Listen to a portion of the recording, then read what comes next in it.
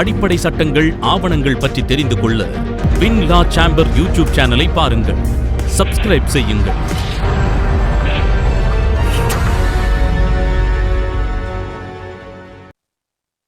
இந்த நிகழ்ச்சியில கலந்து கொண்டிருக்கக்கூடிய அனைத்து நண்பர்களுக்கும் இனிய மாலை வணக்கம். லீகல் பிராக்டிஷனர், மெடிக்கல் பிராக்டிஷனர், டாக்டரையும் அட்வொகேட்டையும் பிராக்டிஷனர் அப்படின்னு சொல்றது மரபு. ஏன் அப்படின்னு சொன்னா, தினந்தோறும் பிராக்டிஸ் பண்ணணும். மருத்துவமும் சரி, சட்டமும் சரி, தினந்தோறும் பயிற்சி செய்து கொண்டே இருக்க வேண்டும். பயிற்சியின் வாயிலாகத்தான் அந்த திறமை நமக்கு சேரும். அந்த வகையில லீகல் பிராக்டிஷனரா இருக்கக்கூடிய நமக்கு சட்டம் சார்ந்த விஷயங்களை சிந்திப்பதற்கு, ஒருவருக்கு ஒருவர் கருத்து பரிமாறிக்கொள்வதற்கு வாய்ப்பை ஏற்படுத்தி கொடுத்திருக்கக்கூடிய குழுவினருக்கு என்னுடைய மனமார்ந்த நன்றியை முதலில் பதிவு செய்து கொள்கிறேன். சொத்து தொடர்பான பிரச்சனைகளுக்கு, அது வங்கிக்கு லீகல் ஒப்பீனியன் கொடுக்கக்கூடிய வழக்கறிஞராக இருந்தாலும் சரி, நீதிமன்றத்துல சொத்து தொடர்பான வழக்குகளை நடத்தக்கூடிய வழக்கறிஞராக இருந்தாலும் சரி, அனைவருக்குமே சொத்து தொடர்பான சட்டங்களில் நல்ல பரிச்சயம் இருக்கணும். இந்து வாரிசுரிமை சட்டம் இந்துக்களுக்கு பொருந்தக்கூடியது. இந்துக்கள் நிர்வாகம் செய்து கொண்டிருக்கக்கூடிய சொத்துக்கள், இந்துக்கள் உரிமை கோருகிற சொத்துக்களை பூர்வீக சொத்து, பாரம்பரிய சொத்து, பங்காளிகள் சொத்து, கூட்டாளிகள் சொத்து,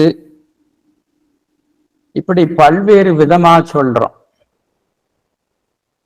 சொத்துக்கள் எப்போதும் இரண்டு வகை. ஒன்று சுயார்ஜித சொத்து, சுயமாக வருமானத்தில் அவரது பெயரில் வாங்கி இருக்கக்கூடிய செல்ஃப் அக்வயர்ட் ப்ராப்பர்ட்டி. மற்றொன்று ஏன்செஸ்ட்ரல் ப்ராப்பர்ட்டி. இந்த ஏன்செஸ்ட்ரல் ப்ராப்பர்ட்டியில தான் நாம கோபார்சனரி ப்ராப்பர்ட்டி அப்படின்னு சொல்றோம். சொத்துக்களை நிர்வாகம் செய்வதில் கடந்த நூற்றாண்டுகளாக, ஒரு 100 ஆண்டுகளுக்குள் பல்வேறு மாற்றங்கள் வந்திருக்கு. 1937க்கு முன்பு வரை பெண்களுக்கு சொத்தில் எந்த உரிமையும் கிடையாது. பெண்கள் என்று சொல்வது இந்து பெண்கள், இந்து மதத்தை சார்ந்த பெண்கள்.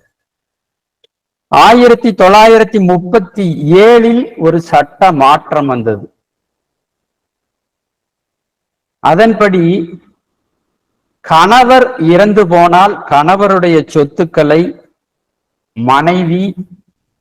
மனைவியின் உயிரோடு இருக்கிற காலம் வரைக்கும் அனுபவம் செய்து கொள்ளலாம். அப்படி அனுபவம் செய்து அந்த மனைவி இறந்து போகும்போது சொத்து மீண்டும் கணவரின் சகோதரனுக்கு போய் சேர்ந்து விடும். அப்போ ஒரு லைஃப் எஸ்டேட்.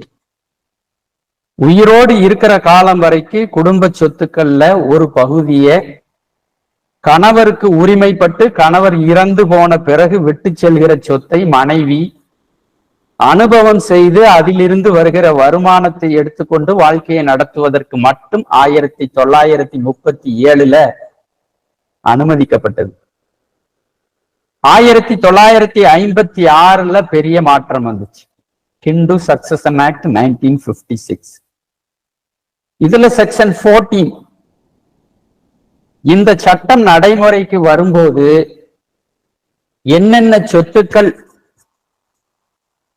பெண்களின் பெயரில் இருந்ததோ, பெண்களுக்கு உரிமைப்பட்டதாக இருந்ததோ, அந்த சொத்துக்களில் அந்த பெண்களுக்கு முழுமையான உரிமை வந்துவிடும் அப்படின்னு சொன்னாங்க. ஒரு இந்து பெண்ணுக்குரிய சொத்து அவளின் முழுமையான சொத்தாக இருக்க வேண்டியது அப்படின்னு சொல்லப்பட்டது. இந்த இந்து வாரிசுரிமை சட்டம் நடைமுறைக்கு வருவதற்கு முன்பு பெண்களுக்கு ஏதாவது ஒரு வகையில் அந்த சொத்து கிடைச்சிருக்கும், ஜீவனாம்சமாக கிடைச்சிருக்கும், வாழ்க்கை முழுவதும் அனுபவம் செய்து கொள்வதற்காக கிடைத்திருக்கும். அந்த சொத்துக்கள் இந்த சட்டம் வந்த பிறகு முழுமையா அவர்களுக்கு சேர்ந்துச்சு. இது 1956. அதன் பிறகு நமது தமிழகத்தில், நம்முடைய மாநிலத்தில் சட்டம் 1/1989 வந்துச்சு. 25/3/1989க்கு முன்பாக திருமணமான பெண்கள், 25/3/1989 தேதிக்கு பிறகு திருமணமான பெண்கள் அப்படின்னு 2 வகையா பிரித்து 25/3/1989க்கு பிறகு யாருக்கெல்லாம் திருமணம் நடந்ததோ அவங்களுக்கெல்லாம் மூதாதையர் சொத்தில், பூர்வீக சொத்தில் ஒரு ஆண்மகனுக்கு உரிமை இருப்பது போல பெண்களுக்கும் உரிமை உண்டு அப்படின்னு தமிழ் மாநில அரசு கொடுத்துச்சு 1989. நினைவில் வைத்துக் கொள்ள வேண்டிய தேதி 25/3/1989. நாம லீகல் பிராக்டிஷனர்னு அதுக்கு தான் சொல்றோம். அவ்வப்போது இந்த சட்டத்தை நல்லா படிச்சிருக்கிறவங்ககிட்ட போய் Tamil Nadu state amendment cut off date என்னன்னு கேட்டா திடீர்னு சொல்ல வராது. கொஞ்ச நாளைக்கு டச்சு விட்டு போச்சுன்னா நமக்கெல்லாம் மறந்து போயிடும். அப்ப 25/3/1989 நல்ல ஞாபகத்துல வச்சுக்கணும் தமிழக சட்டம். அதன் பிறகு 2005 இந்தியா முழுமைக்கும் சட்ட திருத்தம் வந்துச்சு. பிரிவு 6 சட்ட திருத்தம் வந்துச்சு.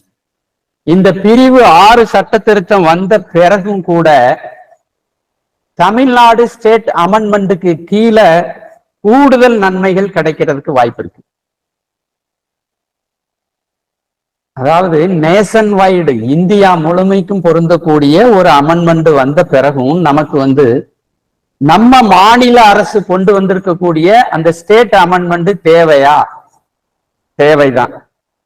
கூடுதல் பலன்கள் அதுல கிடைக்கிறதுக்கு வாய்ப்புகள் இருக்கு.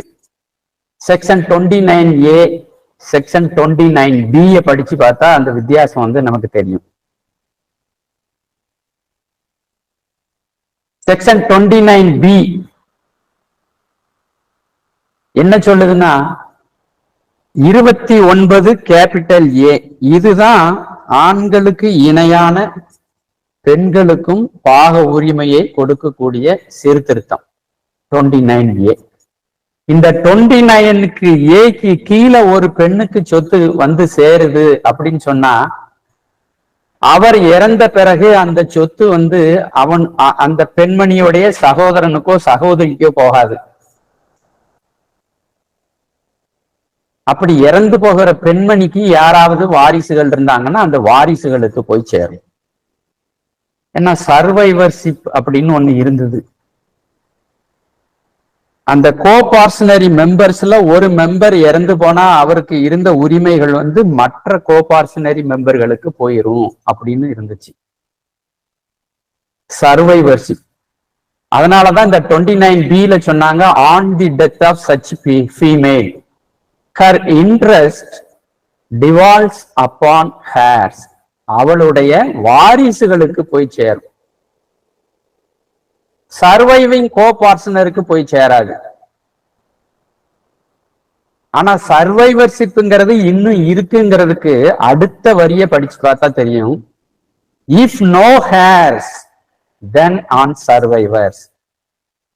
அந்த இறந்து போகிற பெண்மணிக்கு வாரிசுகள் யாருமே இல்லை அப்படின்னு சொன்னா அந்த பெண்மணியோட உடன் பிறந்த மற்ற கோபார்சனரி மெம்பர்ஸ்க்கு இந்த உரிமை போய் சேர்ந்து விடும்.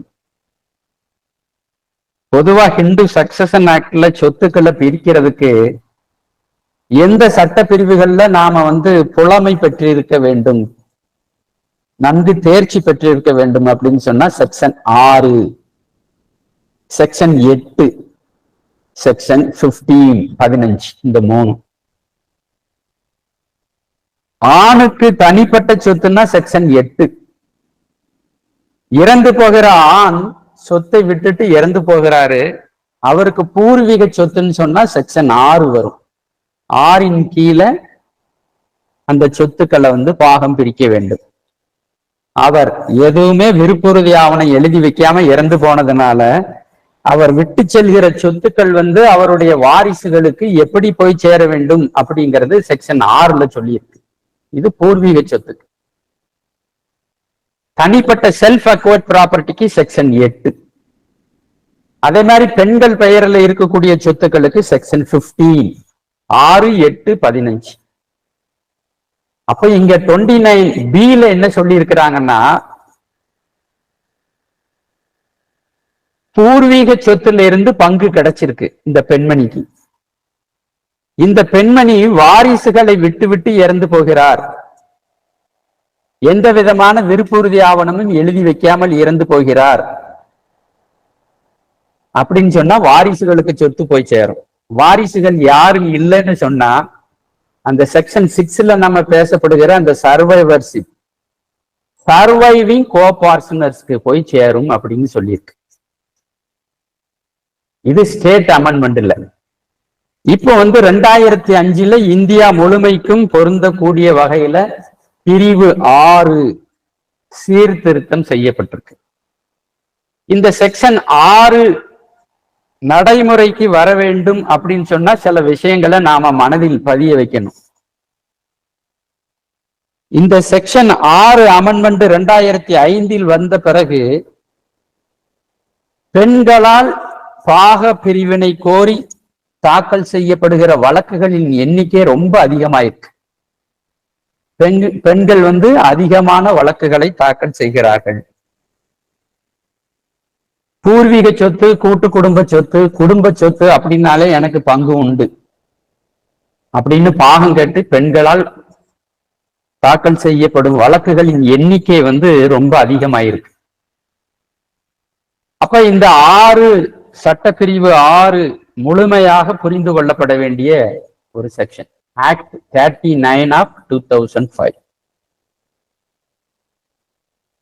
இதுல கோபார்சனரி மெம்பர்ங்கிறது ஆண்கள் மட்டும்தான் இருந்து வந்தாங்க. நம்ம கோபார்சனரி ப்ராப்பர்ட்டி அப்படிங்கறத என்னன்னு பார்த்தோம். 7 தலைமுறைன்னு பேசுவாங்க ஊர்ல. 7 தலைமுறைக்கும் சொத்து சேர்த்து வச்சிருக்கான்ப்பா அப்படின்னு சொல்லுவாங்க இல்லையா. 7 தலைமுறை அப்படின்னு தலைமுறைன்னு பேச்சு வந்தாலே 7. அப்ப இந்த கோபார்சனரி ப்ராப்பர்ட்டியோட தொடர்புடையது மொத்தம் 7 தலைமுறை.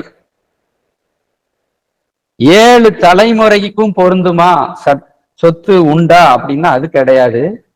7 தலைமுறையோடு கோபார்சனரி ப்ராப்பர்ட்டியை தொடர்பு படுத்த முடியும். ஏ அப்படின்னு ஒரு நபர் இருக்கிறாரு. ஏ அப்படின்னு ஒரு நபர் இருக்கிறார்.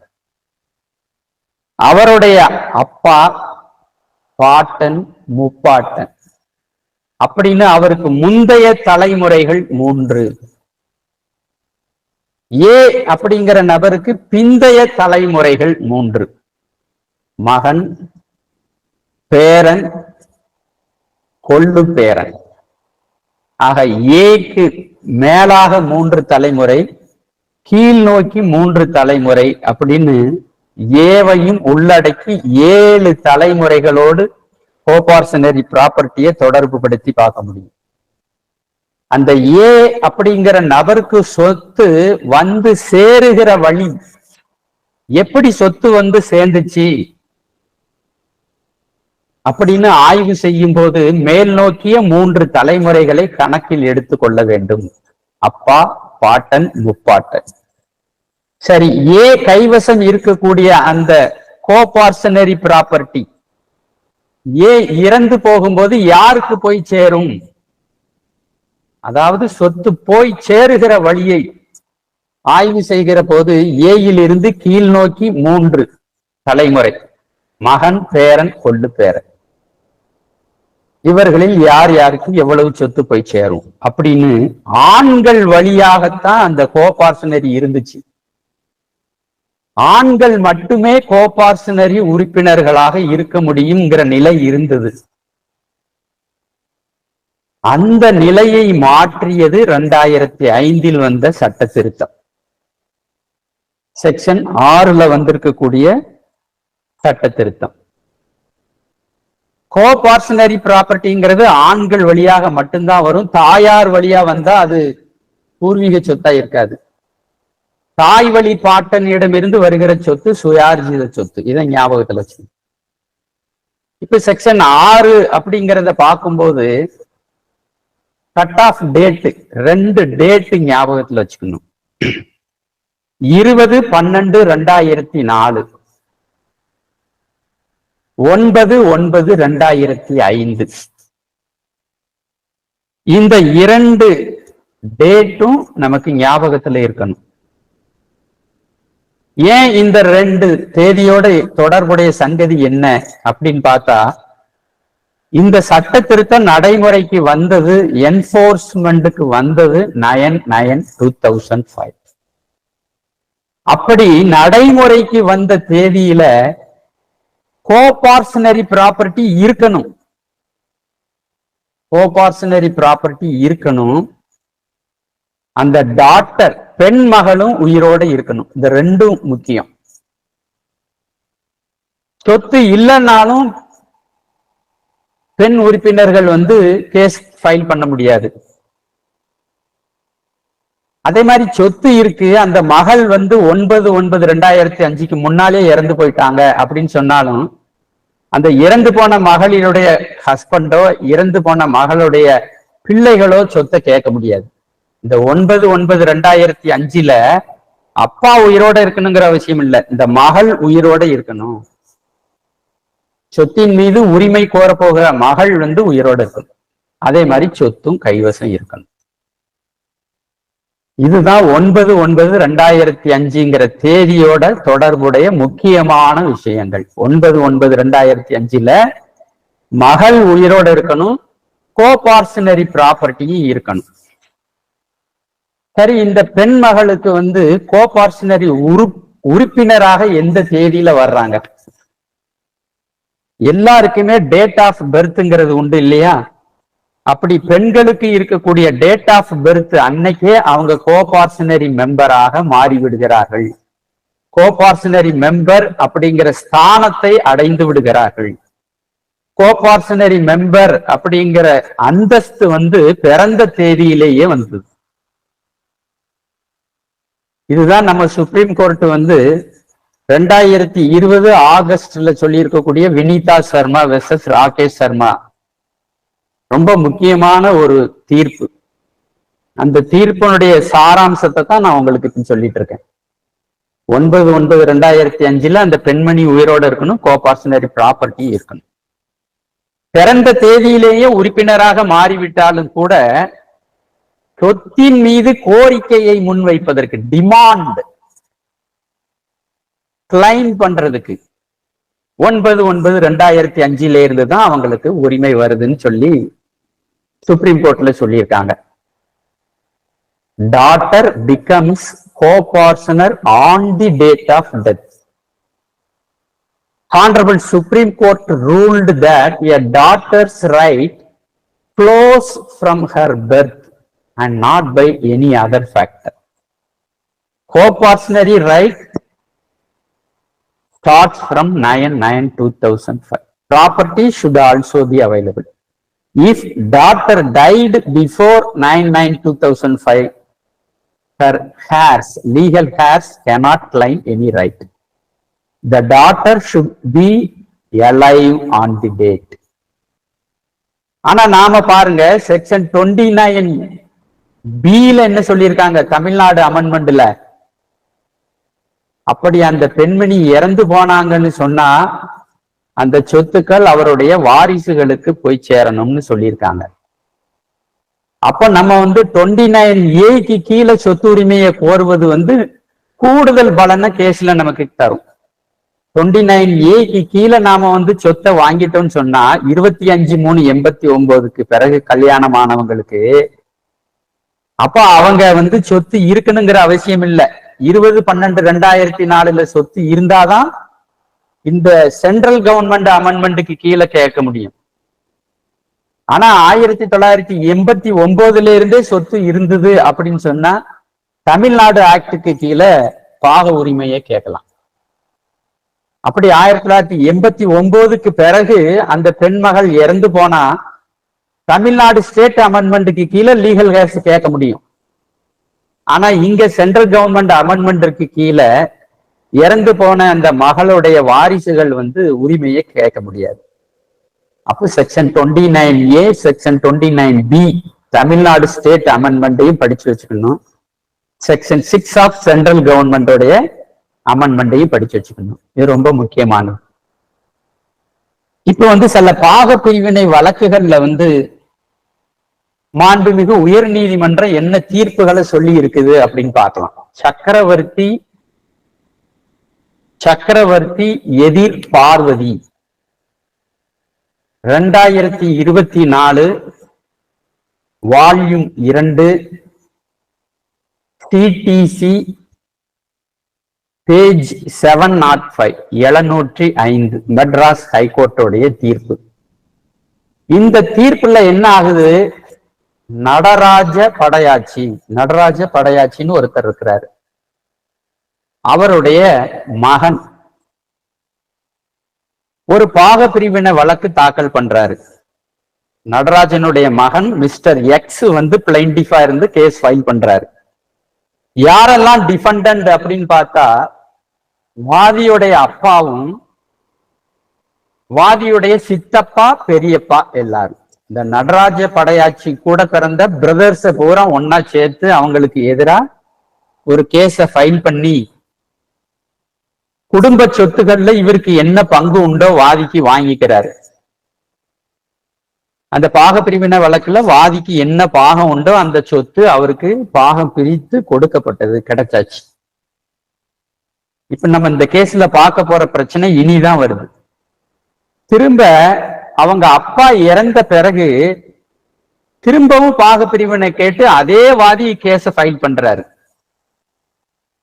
கூட்டு குடும்ப சொத்துல 10 ஐட்டம் சொத்து இருக்கு.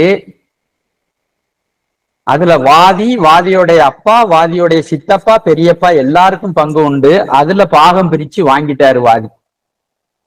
இப்ப அவருக்கு அப்பாவுக்கு ஒரு பாகம் கிடைச்சிருக்கும்ல கூட்டு குடும்ப சொத்துல இருந்து, பூர்வீக சொத்துல இருந்து. நடராஜ படையாச்சிக்கு ஒரு பாகம் கிடைச்சிருக்கும் இல்லையா? அந்த பாகத்திலையும் தனக்கு பங்கு உண்டு அப்படின்னு கேஸ் ஃபைல் பண்றாரு. நாம ஏற்கனவே கடந்த வகுப்புல பார்த்தோம். இந்த ஏன்செஸ்ட்ரல் ப்ராப்பர்ட்டி பூர்வீக சொத்து, மூதாதையர் சொத்தை பற்றிய சட்டங்களை பார்ப்பதற்காக நாம முதல் வகுப்பு நடத்தும் போது நிறைய மெம்பர்கள் இணைஞ்சிருந்தாங்க. அதே மாதிரி யூடியூப்லயும் நிறைய வரவேற்பு இருந்துச்சு. ஆனா அந்த முதல் வகுப்புக்கு இருந்த வரவேற்பு அளவு 2வது வகுப்புல குறைஞ்சு போச்சு. அந்த 2வது வகுப்புல நாம பார்த்த விஷயம் என்ன அப்படின்னா, ஒரு கோபார்சனரி மெம்பர்ஸ் 4 பேர் இருக்கிறாங்க.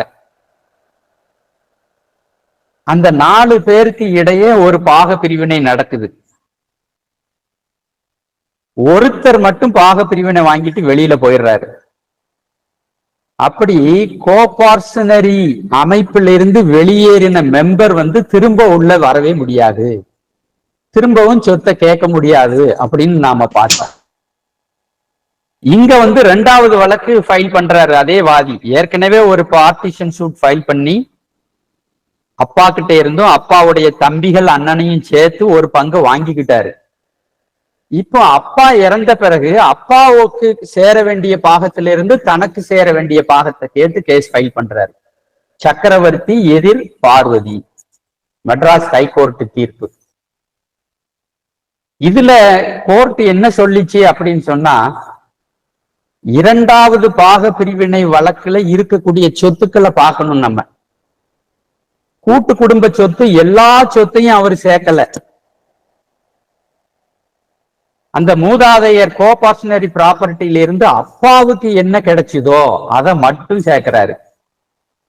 அப்பாவுக்கு எவ்வளவு பாகம் கிடைச்சதோ, என்னென்ன சொத்துக்கள் கிடைச்சதோ அதை மட்டும் தபசில் சொத்துக்களா காமிச்சு இந்த வாதி வந்து 2வது பாக பிரிவினை வழக்க தாக்கல் பண்ணியிருக்கிறார். அப்ப சொத்துக்கள் வெவ்வேறை. முதல்ல அவர் கேஸ் போடும்போது வாதி என்ன ஸ்தானத்துல இருந்தாரு, லீகல் ஸ்டேட்டஸ் என்ன,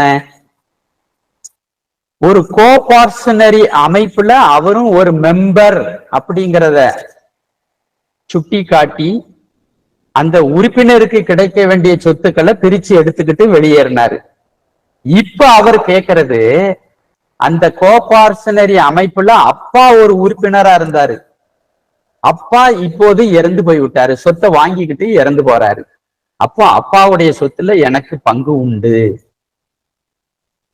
அப்ப அவர் உறுப்பினராக தொடரவில்லை என்பதால் மற்றொரு உறுப்பினரான அப்பா இறந்த பின்பு அப்பாவின் பாகத்தில் கோபார்சனரி உறுப்பினரில் இருந்து வெளியேறிய மகனுக்கு உரிமை கிடையாது அப்படின்னு வாதிடப்பட்டது. 2வது வழக்கில் அப்பாவின் பாகத்திற்கு கிடைத்த சொத்து மட்டும் தனிப்பட்ட சொத்து. அவர் இறந்து போனதால் அந்த அப்பாவுடைய வாரிசுகள் யார் யாரெல்லாம் இருக்கிறாங்களோ அவங்க எல்லாத்துக்கும் இந்த சொத்து போய் சேரணும் அப்படின்னு மாண்புமிகு உயர்நீதிமன்றம் சொல்லுச்சு.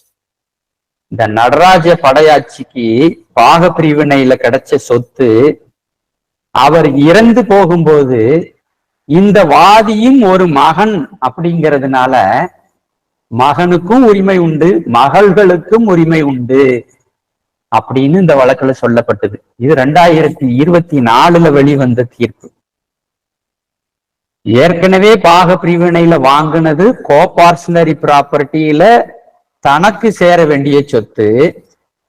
2வது வழக்கு வந்து கோபார்சனரி ப்ராப்பர்ட்டியில அப்பாவுக்கு சேர வேண்டிய சொத்து. அப்பா இறந்து போனதுனால அப்பாவின் மகன் அப்படிங்கிற அடிப்படையில அவர் சொத்து கேட்கறது சரிதான், அவருக்கு சொத்து கொடுக்கலாம் அப்படின்னு சொல்லி நம்முடைய மாண்புமிகு உயர் நீதிமன்றம் முடிவு செஞ்சது. அது ஒரு வழக்கு.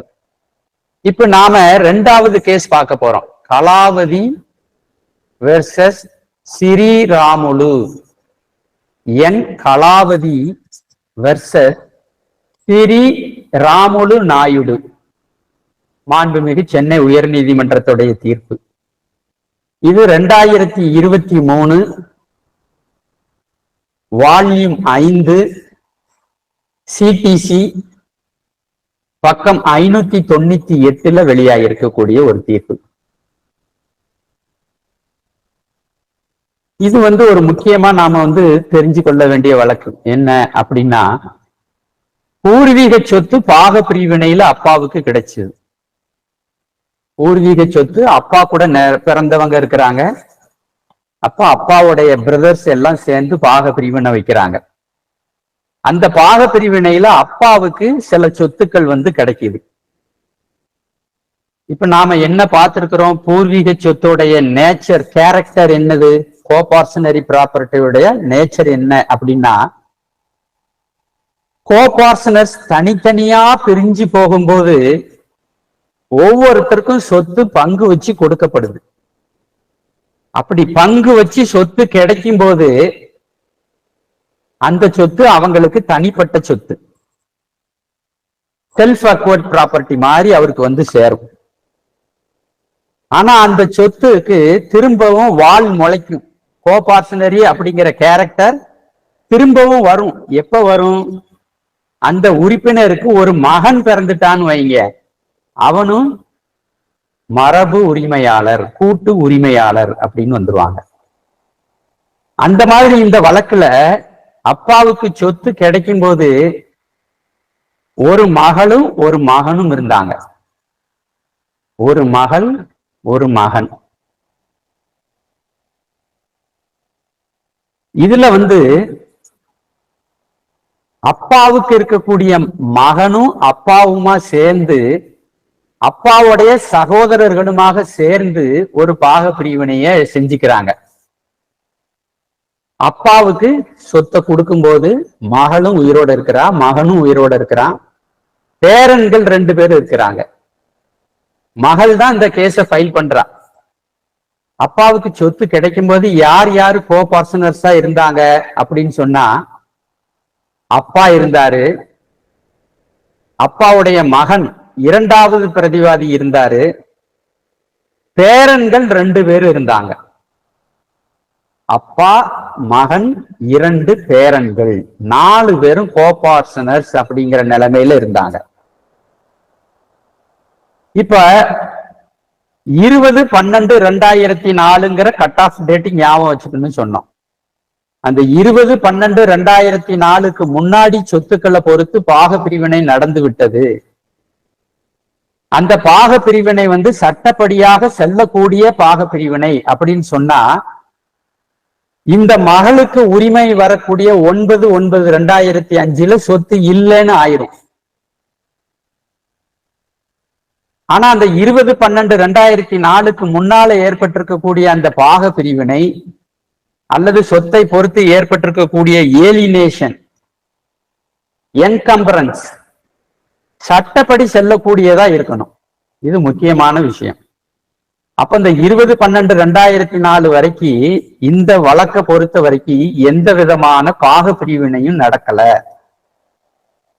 ஆனா அப்பா என்ன செய்யறாரு, ஒரு கோபார்ட்னருங்கிறதுனால அவருக்கு கிடைச்ச சொத்தை முழுமையா ஒரு செட்டில்மெண்ட் டீடு எழுதி மகனுக்கு கொடுத்துறாரு. ஒரு மகள் இருக்கிறாங்க, ஒரு மகன் இருக்கிறான், 2 பேரன் இருக்கிறான். ஆனா இந்த அப்பா என்ன செய்யறாரு, தன்னுடைய மகனுக்கு முழுசா எல்லா சொத்தையும் எழுதி வைக்கிறாரு. நாம ஏற்கனவே பார்த்திருக்கிறோம், ஹிந்து சக்சஷன் ஆக்ட் செக்ஷன் 30 உயில் எழுதி வைக்கலான் இருக்கு. உயில் எழுதி வைக்கிறது வேற, செட்டில்மெண்ட் வேற. செட்டில்மெண்ட்ங்கிறது கிஃப்ட் அப்படிங்கிற டெபினிஷனுக்கு கீழே வரக்கூடியது. ஆனா இவர் என்ன செஞ்சுட்டாரு, தனக்கு பூர்வீக சொத்துல கிடைச்ச பாகத்தை பூரா மகனுக்கு எழுதி வச்சிடறாரு. இப்ப நமக்கு செக்ஷன் 6ங்கிறது நடைமுறைக்கு வந்துருச்சு. இப்ப செக்ஷன் 6 2005 சீர்திருத்தம் ஏற்பட்டு நடைமுறைக்கு வந்ததுனால இவர் எழுதி வச்ச செட்டில்மெண்ட்ங்கிறது சட்டப்படி செல்லாது. இந்த 2004க்கு பிறகு அவர் செட்டில்மெண்ட் பத்திரம் ஏதாவது எழுதி வச்சிருந்தாருன்னு சொன்னா அந்த செட்டில்மெண்ட் பத்திரம் செல்லாது. அவருடைய பாகத்தை பொறுத்து மட்டும் அவர் எழுதி வச்சிருக்கலாம். ஆனா அவர் ஒட்டுமொத்த சொத்தையும், தனக்கு கிடைச்ச மொத்த சொத்தையும் மகளுக்கு கிடையாது, மகனுக்கு சொத்தை பூரா கொடுத்துறோம். அப்படித்தான் இந்த வழக்கிலையும் நடந்தது, கலாவதி வெர்சஸ் ஸ்ரீராமுலு நாயுடு.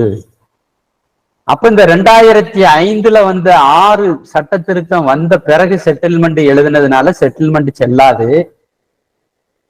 3 பேரு சேர்ந்து கோபார்ஷனரி உருவாகுது அப்படின்னு கோர்ட்டு சொல்லிச்சு. பேரன்களை இங்க உள்ள அடக்க முடியாது. அப்பா உயிரோட இருக்கிற வரைக்கும் இந்த 2 பேரன்களும் சொத்துல உரிமையை கோபார்ஷனரி உறுப்பினர் அப்படிங்கிற அடிப்படையில கேட்க முடியாது. அப்பாவுக்கு என்ன சொத்து கிடைக்குமோ அதுதான் இந்த 2 மகன்களுக்கும் சேர்ந்து போய் சேரக்கூடியது. ஆனா இந்த கேஸ்ல அந்த மகள் இருந்தா இல்லையா உயிரோட, அவங்க கேஸ ஃபைல் பண்ணாங்க. அதுல கோர்ட்டு சொல்லிருச்சு, அப்பா எழுதி வச்ச செட்டில்மெண்ட் செல்லாது, அப்பா, மகன், மகள் இந்த 3 பேரும் கோபார்ஷனரி மெம்பரா இருக்கிறாங்க. அப்பா, மகன், மகள் ஆகியோருக்கு தலா 1/3 பங்கு பாக உரிமை உள்ளது அப்படின்னு நீதிமன்றம் சொன்னது. இது 2023 நம்ம மெட்ராஸ் ஹைகோர்ட்ல சொல்லி இருக்கக்கூடிய ஒரு முன் தீர்ப்பு. படிச்சு பாத்தீங்கன்னா ரொம்ப யூஸ்ஃபுல்லா இருக்கும். கடைசியா இன்னொரு கேஸ்ல உங்களுக்கு சொல்றேன். முத்தியாலு நாயக்கர் அப்படின்னு ஒரு எக்ஸ்ன்னு வச்சுக்குவோமே, எக்ஸ்ன்னு ஒருத்தர் இருந்தாரு. அவர் இறந்து போகும்போது அவருக்கு 2 மகன்கள். 2 மகன்கள். மூத்த மகனுக்கு 3 ஆண் பிள்ளைகள் பிறக்கிறாங்க. ஸ்கிரீன்ல வச்சிருக்கிறேன், உங்களுக்கு தெரிஞ்சதுன்னா நீங்க ஸ்கிரீன்ஷாட் எடுத்து படிச்சு பாத்தீங்கன்னா ஈஸியா இருக்கும். இந்த மெட்டீரியலையும் நான் உங்களுடைய குரூப்ல ஷேர் பண்றேன். முத்தியாலு நாயக்கருக்கு 2 ஆண் மக்கள், மூத்த ஆண் மகனுக்கு 3 ஆண் மக்கள், இரண்டாவது மகனுக்கு 1 மகனும் 2 மகளும். 1 மகனும் 2 மகளும். அப்ப இவங்க சொத்தை பாக பிரிவினை செய்யும் போது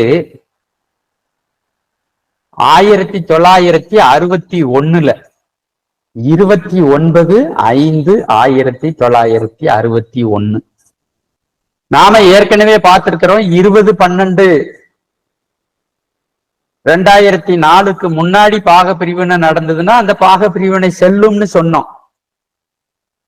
ஆனா இங்க பாக பிரிவினை 29/5/1961 நடந்திருக்கு. இந்த பாக பிரிவினையே நம்முடைய மாண்புமிகு உயர் நீதிமன்றம் செல்லாதுன்னு சொல்லிட்டாங்க. ஏன் செல்லாது? அப்படி 29/5/1961 இந்த ஆண் வாரிசுகள்லாம் சேர்ந்து சொத்தை பங்கு வைக்கிறாங்க. மூத்த மகனுக்கு 3 ஆண் வாரிசு. அதனால மூத்த மகன் வகையறாவுக்கு 4/3 பங்கு போய் சேரணும். 4/3 பங்கு பாகம் போய் சேரணும்னு எழுதினாங்க பாக பிரிவினையில. இளைய மகனுக்கு 1 மகன் 2 மகள். ஆனாலும் 1 பங்கு பாகம் தான் போய் சேரணும். ஏன்னா 1 ஆண் வாரிசு தான் இருக்கிறாங்க. அதனால இளைய மகன் வாரிசுகளுக்கு 1 பாகமும் மூத்த மகனின் வாரிசுகளுக்கு 3 பாகமும் போய் சேர வேண்டும் அப்படின்னு பாக பிரிவினை பத்திரத்தை எழுதினாங்க. இப்படி பாக பிரிவினை பத்திரம் எழுதுனதுதான் தப்பு அப்படின்னு நீதிமன்றம் முடிவு செஞ்சாங்க. யார் யாருக்கு எவ்வளவு பாகம்னு சொல்லிட்டாங்க. இந்த பத்திரத்துல யார் யாருக்கு எவ்வளவு பாகம்னு சொல்லிட்டாங்க. ஆனா அந்த பாகத்தை பூமியில வைக்கல. பூமியில அளந்து எல்கை நிர்ணயம் செய்யணும் இல்லையா? அதுதானே ஃபைனல் டிகிரின்னு நாம சொல்றது. இந்த கேஸ்ல பாக பிரிவினை பத்திரம் அவங்களே எழுதிக்கிட்டாங்க. மூத்த மகன் வாரிசுகளுக்கு 4/3 பாகமும் இளைய மகன் வாரிசுகளுக்கு 4/1 பாகமும் அப்படின்னு மட்டும் எழுதி ஒரு பத்திரத்தை கையில வச்சிருக்காங்க. இந்த பத்திரத்துல சொல்லி இருக்கிற மாதிரி சொத்துக்களை பூமியில பிரிக்கல அப்படிங்கிறதுனால இந்த செக்ஷன் 6ல சொல்லப்பட்ட மாதிரி பாக பிரிவினை நடக்கலை அப்படின்னு நீதிமன்றம் முடிவுக்கு வந்துச்சு. அப்போ பாக பிரிவினை என்றால் அது எப்படி நடந்திருக்க வேண்டும், ஆனால் அப்படி நடக்கவில்லை என்று சொன்னால் அதனை பாக பிரிவினையாக ஏற்றுக்கொள்ள வேண்டிய அவசியம் இல்லை.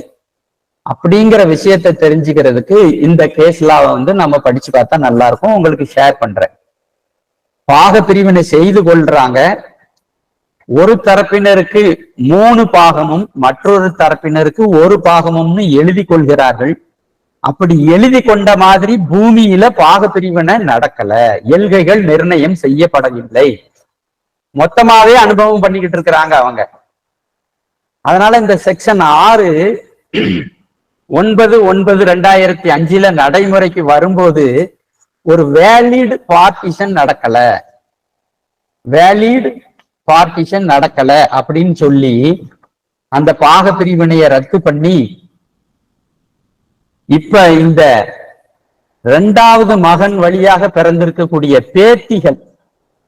பேத்திகளும் பிறந்த தேதியிலேயே கோபார்சனரா ஆயிட்டாங்க. அதனால இந்த பெண் வாரிசுகளுக்கும் கோபார்சனரி மெம்பர் அப்படிங்கிற அடிப்படையில சொத்துக்கள் பாகம் பிரித்து கொடுக்கப்பட வேண்டும் அப்படின்னு நீதிமன்றம் சொன்னது இந்த கேஸ். இந்த கேஸையும் நான் உங்களுக்கு ஷேர் பண்றேன். இந்த மாதிரி பாக பிரிவினை வழக்குகளை பொறுத்த வரைக்கும் நாம நிறைய கேஸ் லாஸ திரும்ப திரும்ப படிச்சாதான் நமக்கு நல்லா இருக்கும். ஒவ்வொரு கேசஸனுடைய ஃபேக்ட்ஸும் வெவ்வேறையா இருக்கும். ஒரு கேஸ்லால சொல்லி இருக்கக்கூடிய டிக்டம் இன்னொரு கேஸ்லாவுக்கு பொருந்தாது.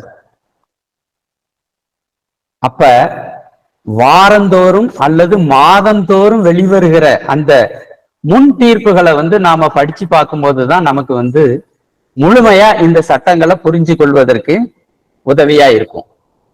இப்ப நாம வந்து இன்னொரு கேஸ்ல ஒண்ணு நம்ம பார்த்தோம் இல்லையா, கலாவதி வெர்சஸ் ஸ்ரீராமுலு நாயுடு 2023 5 சிடிசி 598.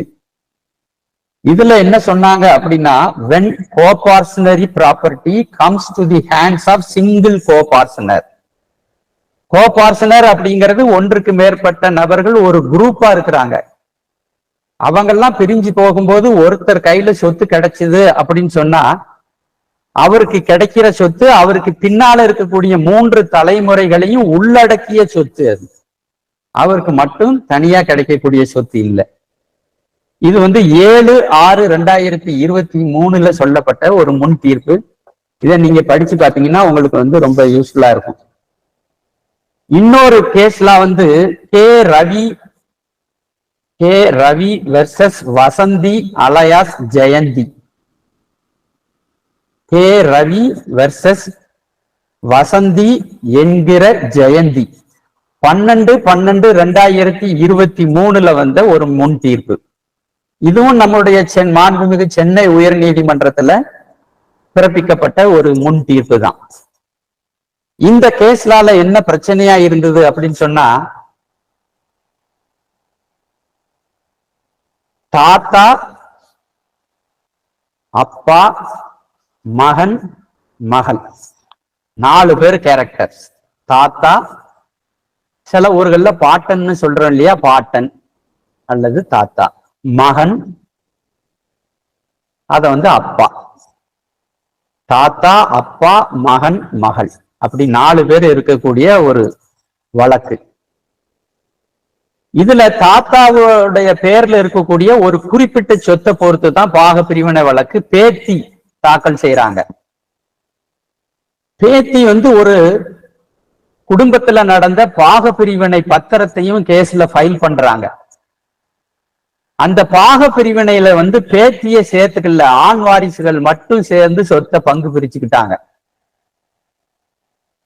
இப்ப இந்த பேத்தி பாக பிரிவினை பத்திரத்துல கோர்ட்ல கொடுத்துட்டு சொல்றாங்க, இந்த பாக பிரிவினை பத்திரம் செல்லாது, என்னையவும் ஒரு பார்ட்டியா சேர்க்கல, எனக்கு சொத்து தரல. அவங்களே இந்த பாக பிரிவினை பத்திரத்துல குடும்ப சொத்து, பூர்வீக சொத்துன்னு ஒப்பு கொண்டிருக்காங்க அப்படின்னு.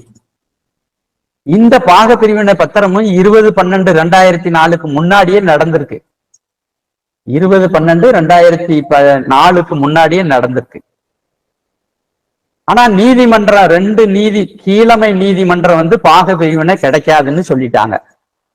பேத்தியா இருக்கக்கூடிய பெண் வாரிசுக்கு வந்து தாத்தா பெயரில் இருக்கக்கூடிய சொத்து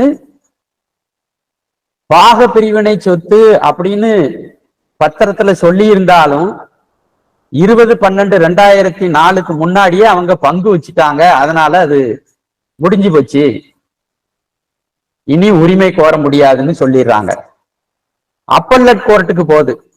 அப்பல்லட் கோர்ட்டுக்கு போகும்போது தமிழ்நாடு ஆக்டுக்கு கீழே கால்குலேஷன் போடுறாங்க.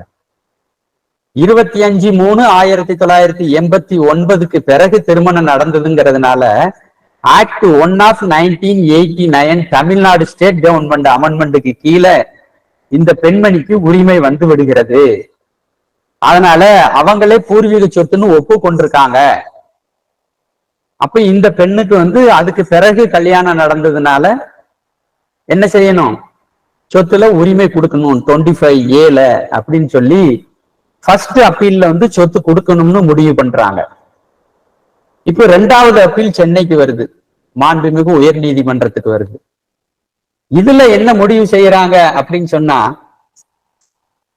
அந்த பாக பிரிவினை பத்திரத்துல வந்து பூர்வீக சொத்துன்னு சொல்லி இருந்தாலும் கூட அது பூர்வீக சொத்து தான் அப்படின்னு நிரூபிக்கிற சுமை வந்து வாதிக்கு உண்டு. பார்டன் ஆஃப் ப்ரூஃப், வாதி தான் நிரூபிக்கணும். ஆனா நம்ம பாக்குற இந்த கேஸ்ல வந்து பிரதிவாதிகளே அது பூர்வீக சொத்துன்னு ஒப்புக்கொண்டிருக்காங்க.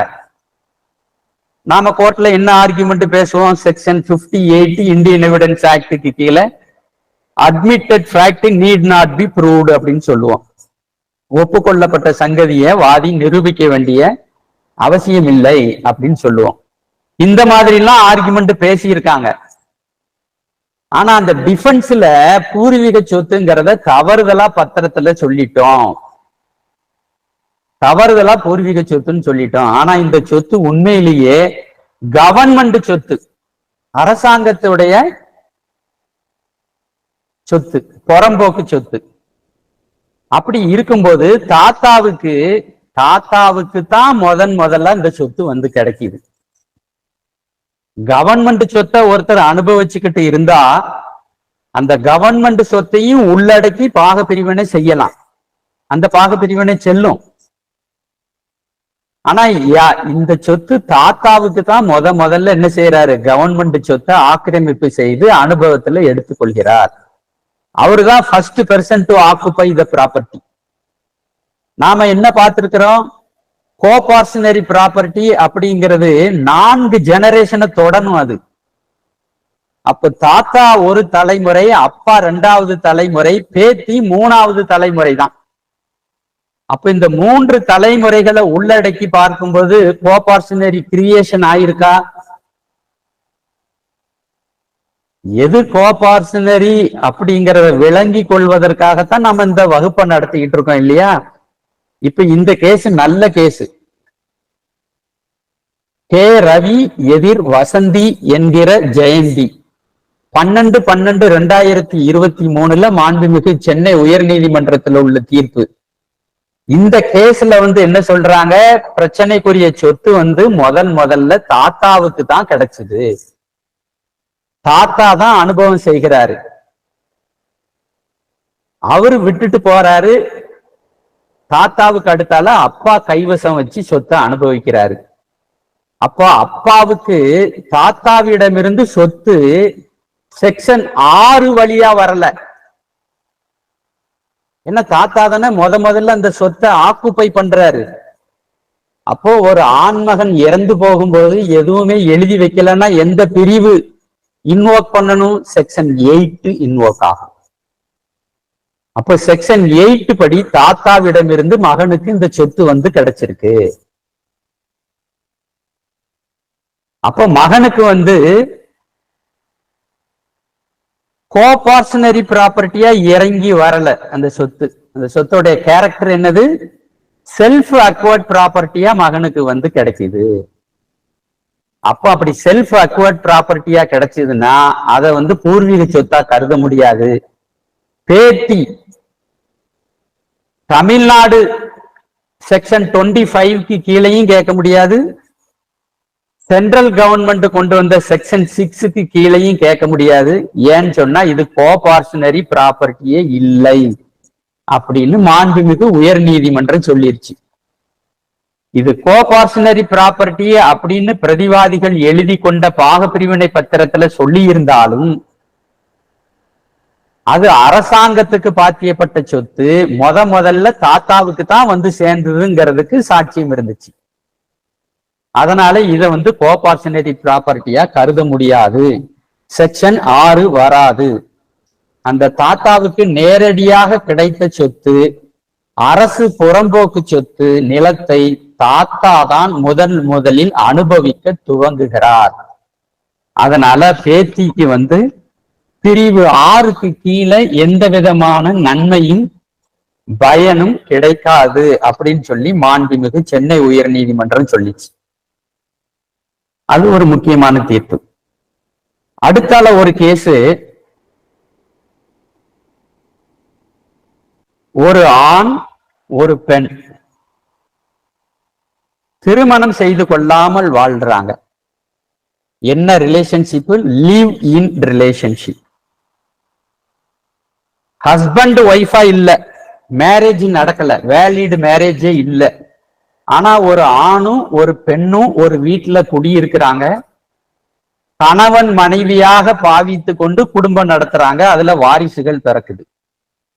அந்த வாரிசுகளை நாம என்ன சொல்லுவோம்? இல்லெஜிட்டிமேட் சைல்டுன்னு பேசுவோம் இல்லையா? இது லிவ் இன் ரிலேஷன்ஷிப்ல பிறந்த குழந்தை.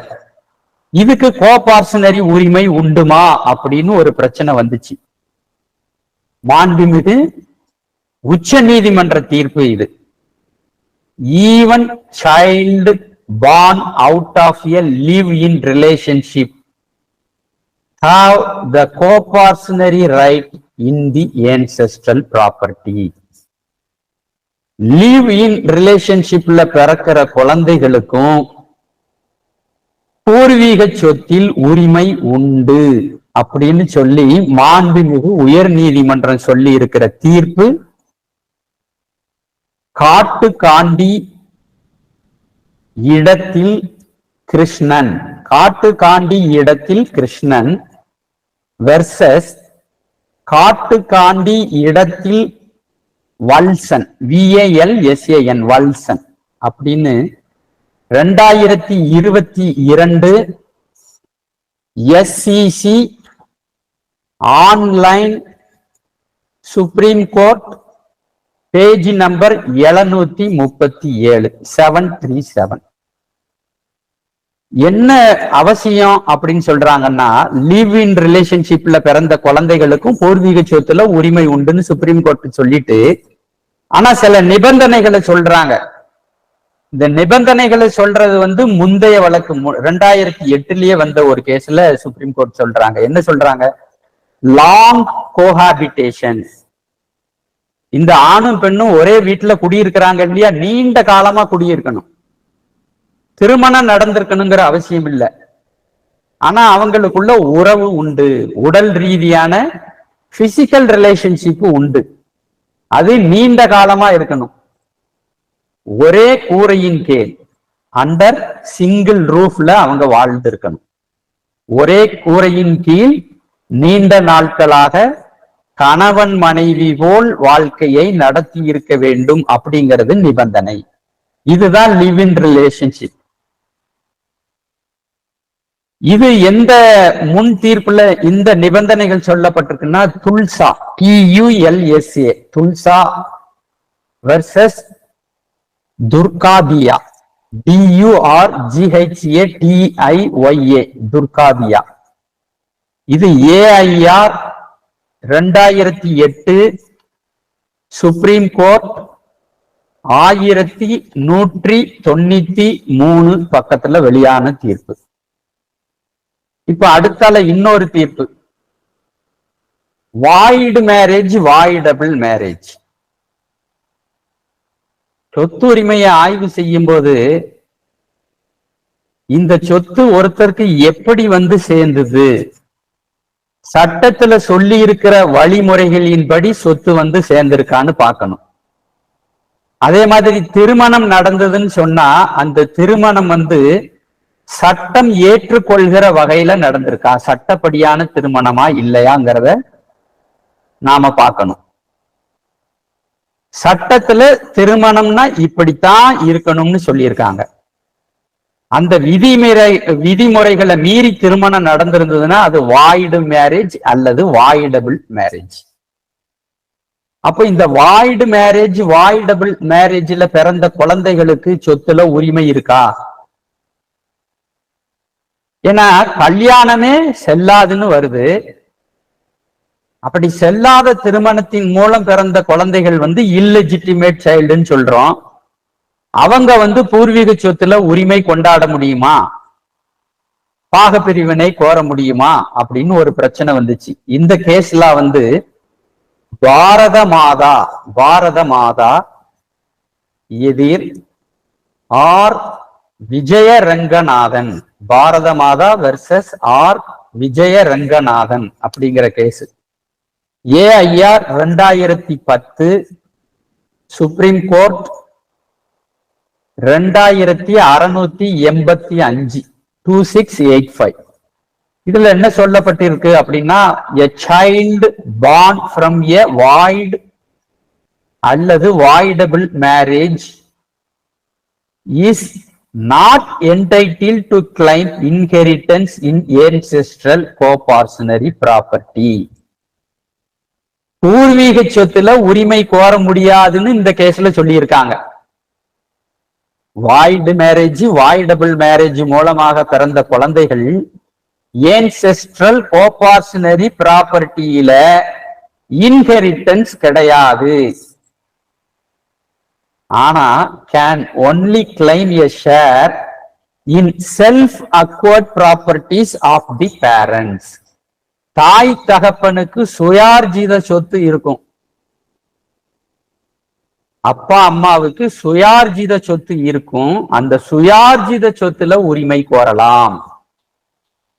அந்த சொத்துக்களை பொறுத்து மகனாக பாவித்து கொள்ளலாம்னு கோர்ட்டு சொல்லுது. ஒரு மனுஷனுக்கு சுயார்ஜித சொத்து உண்டு, பூர்வீக சொத்து உண்டு.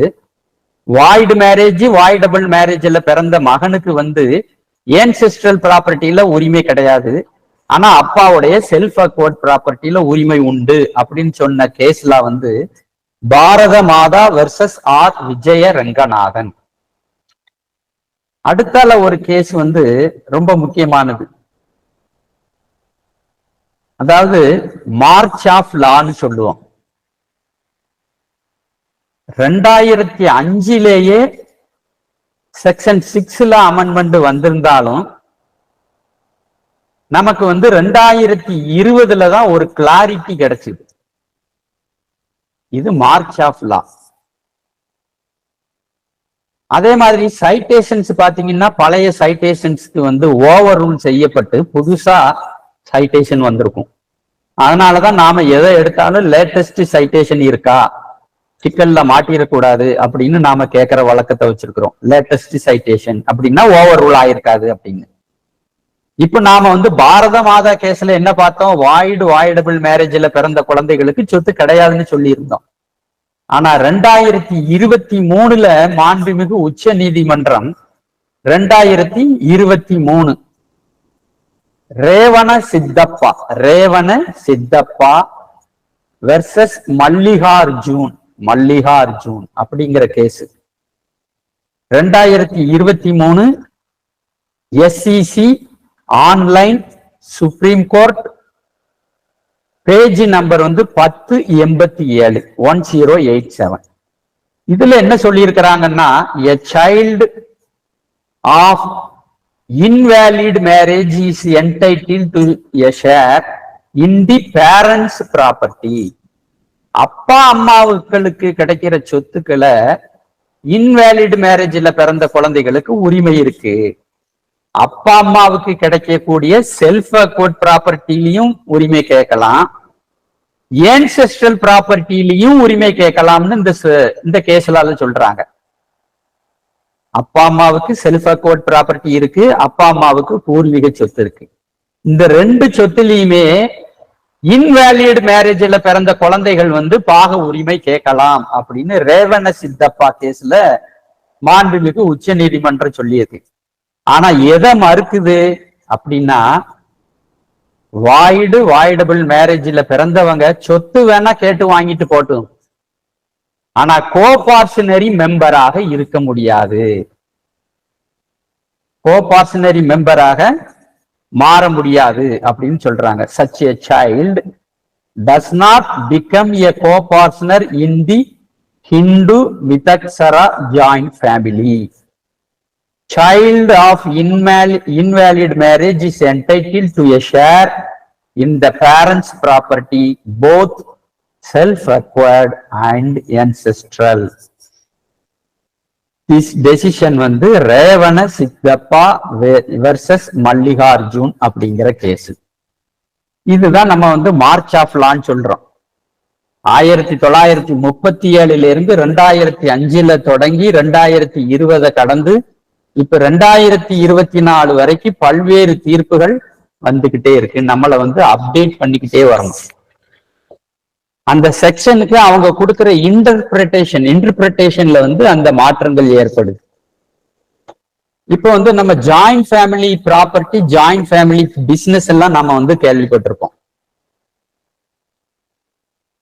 அப்ப அந்த ஜாயிண்ட் ஃபேமிலி பிசினஸ் சம்பந்தமா சில இதை பார்க்கலாமா? கூட்டு குடும்ப சொத்து, கோபார்ஷனரி ப்ராப்பர்ட்டி அப்படின்னு சொல்றோம். இந்த கோபார்ஷனரி அமைப்புக்கு ஒரு நபர் தலைவரா இருப்பாரு, கர்த்தா. குடும்ப கோபார்ஷனரி உறுப்பினர்களோ கூட்டு குடும்ப சொத்திலிருந்து வரும் வருமானத்தின் உதவியோடு, அதாவது ஒரு கோபார்ஷனரி யூனிட் இருக்கு, அதுல நிறைய மெம்பர்கள் இருக்கிறாங்க, கோபார்ஷனரி ப்ராப்பர்ட்டி இருக்கு. இப்ப இந்த கோபார்ஷனரி ப்ராப்பர்ட்டியில இருந்து இன்கம் வந்துகிட்டு இருக்கு. அந்த இன்கம் வாங்கி கர்த்தா பேரிலோ அல்லது ஒரு மெம்பர் பேரிலேயோ சொத்தை கரைய வாங்குறாங்க. இப்ப இந்த சொத்தை வாங்குறதுக்கு சேல் கன்சிடரேஷன் எங்க இருந்து வருது? கோபார்ஷனரி ப்ராப்பர்ட்டியில இருந்து வரக்கூடிய இன்கம். அப்போ கோபார்ஷனரி இன்கம் பயன்படுத்தி வாங்குகிற சொத்தும் கோபார்ஷனரி தன்மையுடைய சொத்து தான். அது ஒரு குறிப்பிட்ட நபர் பெயர்ல கிரையப்பத்திரம் இருந்தாலும் கூட, ஆனா அந்த சொத்து என்னவா வரும்? கூட்டு குடும்ப சொத்தாகத்தான் இருக்கும். தனிப்பட்ட சொத்தாக செல்ஃப் அக்வர்ட் ப்ராப்பர்ட்டியாக மாறாது. ஆனா கூட்டு குடும்ப சொத்து உதவி இல்லாம தனிப்பட்ட வருமானத்தை பயன்படுத்தி சொத்து வாங்கியிருந்தா அது தனிப்பட்ட சொத்து. கூட்டு குடும்ப சொத்திலிருந்து வரக்கூடிய வருமானத்தை பயன்படுத்திட்டா அதுவும் கூட்டு குடும்ப சொத்தாகத்தான் வரும். அப்படிங்கிறது தான் ஒரு சட்டத்தினுடைய நிலைப்பாடு. இப்ப கூட்டு குடும்பத்துல பல உறுப்பினர்கள் இருக்கிறாங்க. ஒருத்தர் பெயர்ல இருக்கும் சொத்து அவர் கூட்டு குடும்ப உறுப்பினர் அப்படிங்கிறதுனாலேயே அதுவும் கூட்டு குடும்ப சொத்துன்னு சொல்ல முடியாது. 4 நபர்கள் இருக்கிறாங்க. அதுல ஏங்கிற நபர்ல இருக்கக்கூடிய சொத்து ஏ உறுப்பினரா இருக்கக்கூடிய ஜாயிண்ட் ஃபேமிலிக்கு பாத்தியப்பட்ட ஜாயிண்ட் ஃபேமிலி ப்ராப்பர்ட்டி அப்படின்னு நம்ம கருத முடியாது. அப்போ இது தொடர்பா பிரச்சனை வரும்போது இது கூட்டு குடும்ப சொத்து தான், ஆனா நாங்க இவர் நல்ல மனுஷன் அப்படின்னு நம்பி இவர் பேர்ல சொத்தை கரைய வாங்கியிருக்கிறோம், இவர் பேர்ல கரைய பத்திரம் இருக்கு அப்படின்னு யாரு சொல்றாங்களோ கூட்டு குடும்ப சொத்து அப்படின்னு கிளைம் செய்கிற நபர் தான் அது கூட்டு குடும்ப சொத்துங்கிறத நிரூபிக்கணும். என்ன நிரூபிக்கணும்? கூட்டு குடும்ப சொத்து இருந்ததுன்னு நிரூபிக்கணும். கூட்டு குடும்ப சொத்துல இருந்து வருமானம் வந்ததுங்கிறத ப்ரூஃப் பண்ணணும். அப்படி வந்த வருமானத்தை பயன்படுத்தி இந்த சொத்து தனிப்பட்ட நபர் பெயர்ல வாங்கப்பட்டது அப்படிங்கிறத ப்ரூஃப் பண்ணணும். அப்போ பார்டன் ஆஃப் ப்ரூஃப் யார் மேல இருக்கு? What are the facts to be proved அப்படிங்கிறதையும் இதுல நான் எடுத்து சொல்றேன் உங்களுக்கு. அப்போ கூட்டு குடும்ப சொத்துன்னு யார் சொல்றாங்களோ அவங்க மேலதான் பார்டன் ஆஃப் ப்ரூஃப். அவங்க நிரூபணம் செய்ய வேண்டிய ஃபேக்ட்ஸ் என்ன அப்படின்னா, கூட்டு குடும்ப சொத்து இருந்தது, அதுல வருமானம் இருந்தது, அதை பயன்படுத்தி இந்த நபர் பேர்ல இந்த சொத்து வாங்கினாங்க அப்படிங்கிறத ப்ரூவ் பண்ணணும். இப்ப தனிப்பட்ட சொத்துன்னு ஒருத்தர் சொல்றாரு, டிஃபென்ஸ் எடுக்கிறாரு. இவருக்கு என்ன ஃபேக்ட்ஸ், என்ன ப்ரூவ் பண்ணணும் அப்படின்னா, தனிப்பட்ட சொத்து யார் பேர்ல சொத்து வாங்கப்பட்டதோ அவருக்கு தனிப்பட்ட முறையில வருமானம் இருந்ததுன்னு அவர் நிரூபிக்கணும். தனிப்பட்ட சொத்து, தனிப்பட்ட வருமானம் இருந்தது, தனிப்பட்ட வருமானத்திலிருந்து இந்த தனிநபர் பெயர்ல சொத்து கரைய வாங்கப்பட்டது அப்படின்னு இவரு கோர்ட்ல ப்ரூவ் பண்ணிட்டாருன்னு வச்சா இது செல்ஃப் அக்வர்ட் ப்ராப்பர்ட்டியா மாறிடும். நம்ம டைட்டிலே ஜாயிண்ட் ஃபேமிலி ப்ராப்பர்ட்டியா, கோபார்ஷனரி ப்ராப்பர்ட்டியா அல்லது செல்ஃப் அக்வர்ட் ப்ராப்பர்ட்டியாங்கிறது தான். அப்போ இந்த விஷயத்தை நான் உங்களுக்கு அதனாலதான் எடுத்து சொல்ல விரும்புறேன். ஒரு நபர் பெயர்லயே சொத்து இருக்குங்கிறதுனாலயே அவருக்கு மட்டுமே சொந்தம்னு முடிவுக்கும் வர முடியாது.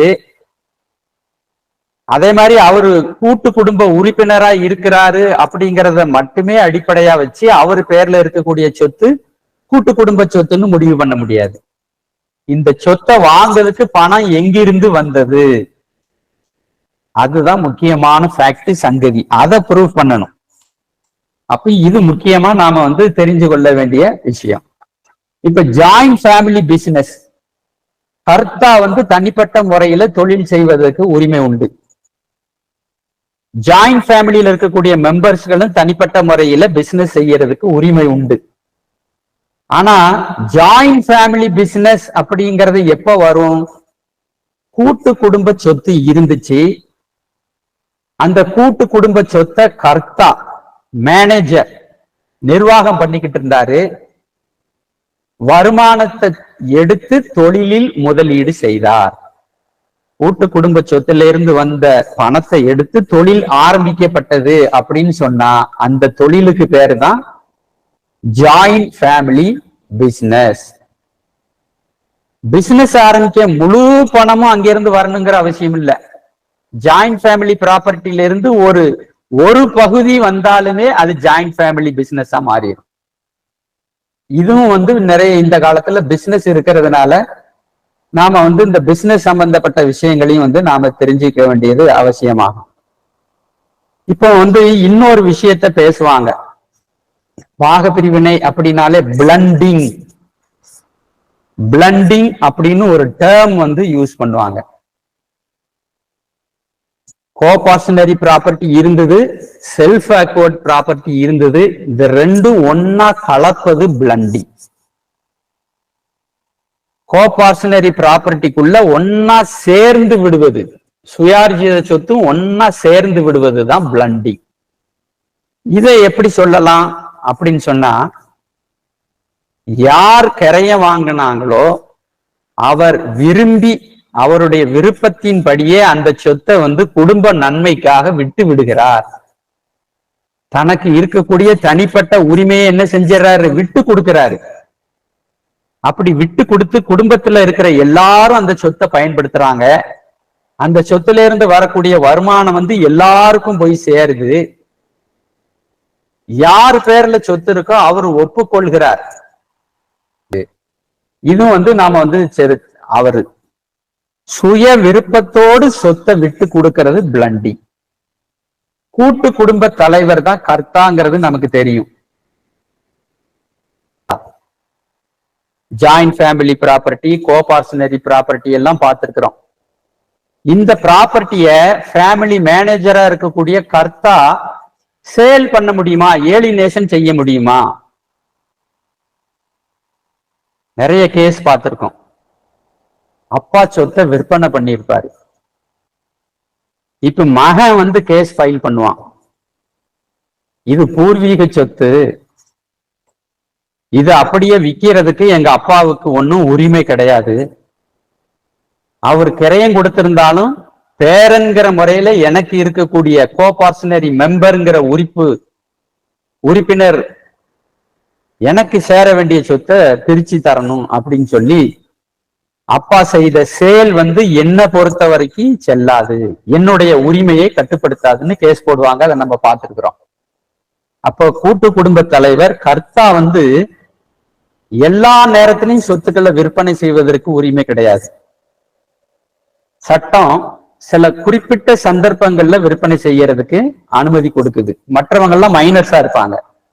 அப்ப எந்த மாதிரியான சூழ்நிலையில அந்த கர்த்தா சேல் பண்ணலாம் அப்படின்னு சொன்னா, மார்க்கெட் வேல்யூக்கு விற்கணும். எப்பவுமே சந்தை மதிப்புக்கு குறைவான தொகைக்கு அப்பா விற்க கூடாது.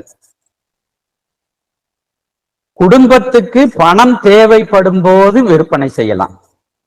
குடும்பத்துக்கு எப்பெல்லாம் பணம் தேவைப்படும்? யாருக்காவது மேரேஜ் நடத்துவதற்கு பணம் தேவைப்படும், யாரையாவது படிக்க வைக்கிறதுக்கு பணம் தேவைப்படும், யாருக்காவது மருத்துவம் செய்வதற்கு மெடிக்கல் எக்ஸ்பெண்டிச்சர்ஸ்க்கு பணம் தேவைப்படும். அப்ப இந்த காரணங்களுக்காக கர்த்தா சொத்துக்களை விற்கலாம் குடும்ப தேவைக்கு. இரண்டாவது சொத்தினை பாதுகாப்பதற்காக. நிறைய சொத்து இருக்கு, அந்த சொத்துக்களை எல்லாம் பாதுகாக்கிறதுக்காக வேலி போடுறதுக்காக ஒரு சொத்தை விற்கலாம். வேலி போடுறதுக்கு, வீடு கட்டுறதுக்கு பணம் தேவைப்படுது. அப்போ சொத்தினுடைய ஒரு பகுதியை வித்து இன்னொரு பகுதியில வீடு உயரமா கட்டலாம். வழக்கு நடத்துவதற்கு இந்த கேஸ் இந்த ப்ராப்பர்ட்டி மேல நிறைய கேசஸ், சிவில் கேசஸ் வந்துருச்சு. அப்ப செலவு நிறைய ஆகும் இல்லையா? அப்போ அந்த வழக்கு செலவை சந்திப்பதற்காக சொத்தினுடைய ஒரு பகுதியை விற்பனை செய்வதற்கு கர்த்தாவுக்கு அனுமதி உண்டு. அதே மாதிரி அந்த கோபார்ஷனரி உறுப்பினரா இருக்கக்கூடிய எல்லாரும் ஒண்ணு சேர்ந்து கிரயம் செய்து கொடுக்கலாம். அப்படி கிரயம் செய்து கொடுத்தா அது சட்டப்படி செல்லக்கூடிய கிரயம். அப்போ ஒரு சொத்தை பொறுத்து லீகல் ஒப்பீனியன் கொடுக்கும்போது ஒரு சேல் டீடு நம்ம கைக்கு வருது. அதுல செல்லர், கிரயம் கொடுக்கிற நபர் கர்த்தா அப்படிங்கிற நிலைமையில இருந்து எழுதி கொடுத்தாரு அப்படின்னு சொன்னா, என்ன நோக்கத்துக்காக, என்ன தேவைக்காக அந்த கிரயத்தை செய்தாருங்கிறத நாம உற்று நோக்கணும், பார்க்கணும். அப்ப அது குடும்ப தேவைக்காக, சொத்துக்களை காப்பாற்றுவதற்காக விற்பனை செய்திருந்தார் அப்படின்னு சொன்னா டிஃபென்ஸ் எடுக்கிறதுக்கு நமக்கு வாய்ப்பு இருக்கு. ஏன்செஸ்ட்ரல் ப்ராப்பர்ட்டிங்கிறத நம்ம வந்து நிறைய படிச்சு பார்த்தோம். ஆனா வந்து ஹிந்து சக்சஷன் ஆக்ட்ல நமக்கு வந்து டிஃபைன் செய்யப்படவே இல்லை. அப்போ ஏன்செஸ்ட்ரல் ப்ராப்பர்ட்டி கோபார்சனரி ப்ராப்பர்ட்டியை பாகம் பிரித்து ஒரு கோபார்சனரிக்கு கிடைக்கும் சொத்து அவரது மகன் மகளை பொறுத்த வரையில அது கோபார்சனரி ப்ராப்பர்ட்டி தான். Once a coparcenary property is always a coparcenary property. ஆனா ஒரே ஒரு கோபார்சனர் மட்டும் மீதம் இருந்தாருன்னு சொன்னா அவரு வந்து அந்த சொத்தை கிரயம் செய்து கொடுத்துட்டு போகலாம் அப்படிங்கிறது சட்டத்தினுடைய நிலைப்பாடு.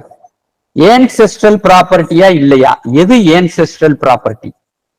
இதை தெரிஞ்சுக்கிறதுக்கு ஒரு கேஸ்லா சொல்றேன், நோட் பண்ணிக்கோங்க. அதை படிச்சு பாத்தீங்கன்னா அந்த ஏன்செஸ்ட்ரல் ப்ராப்பர்ட்டி எது அப்படிங்கிறத நம்ம பிரிச்சு பார்க்கிறதுக்கு உதவியா இருக்கும்.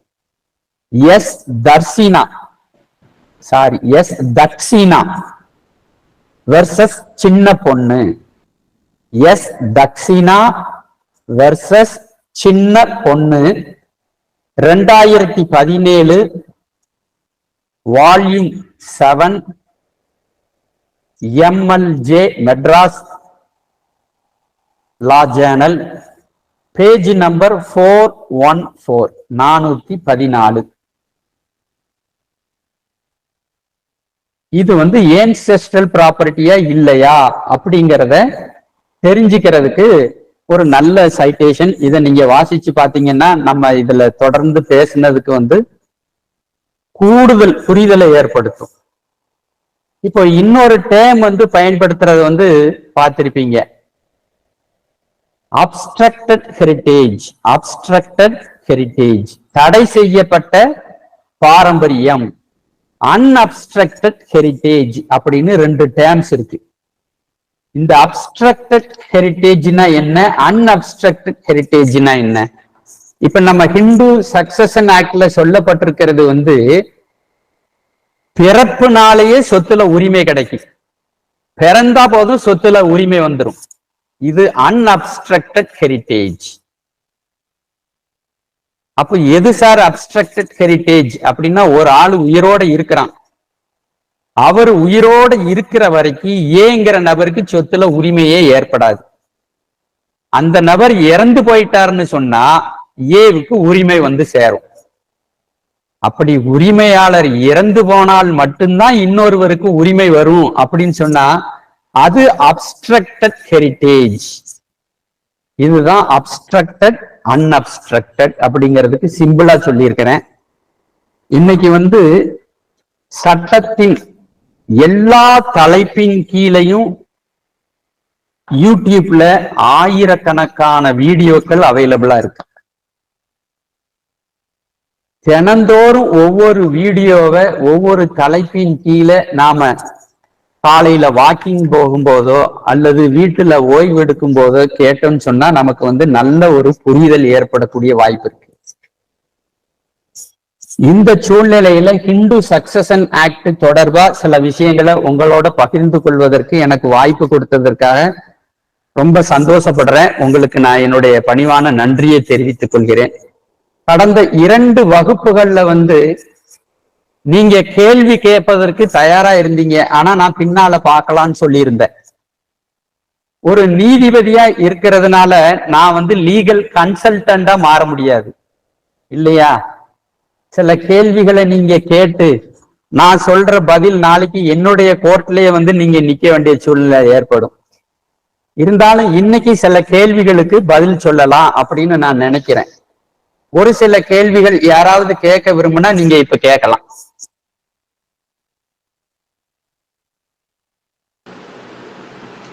Sir, thank you very much sir, very excellent.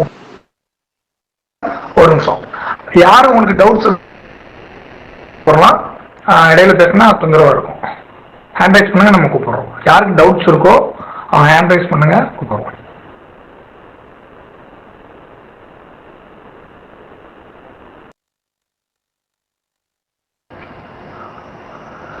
திரவியராணி madam பேசுங்க madam.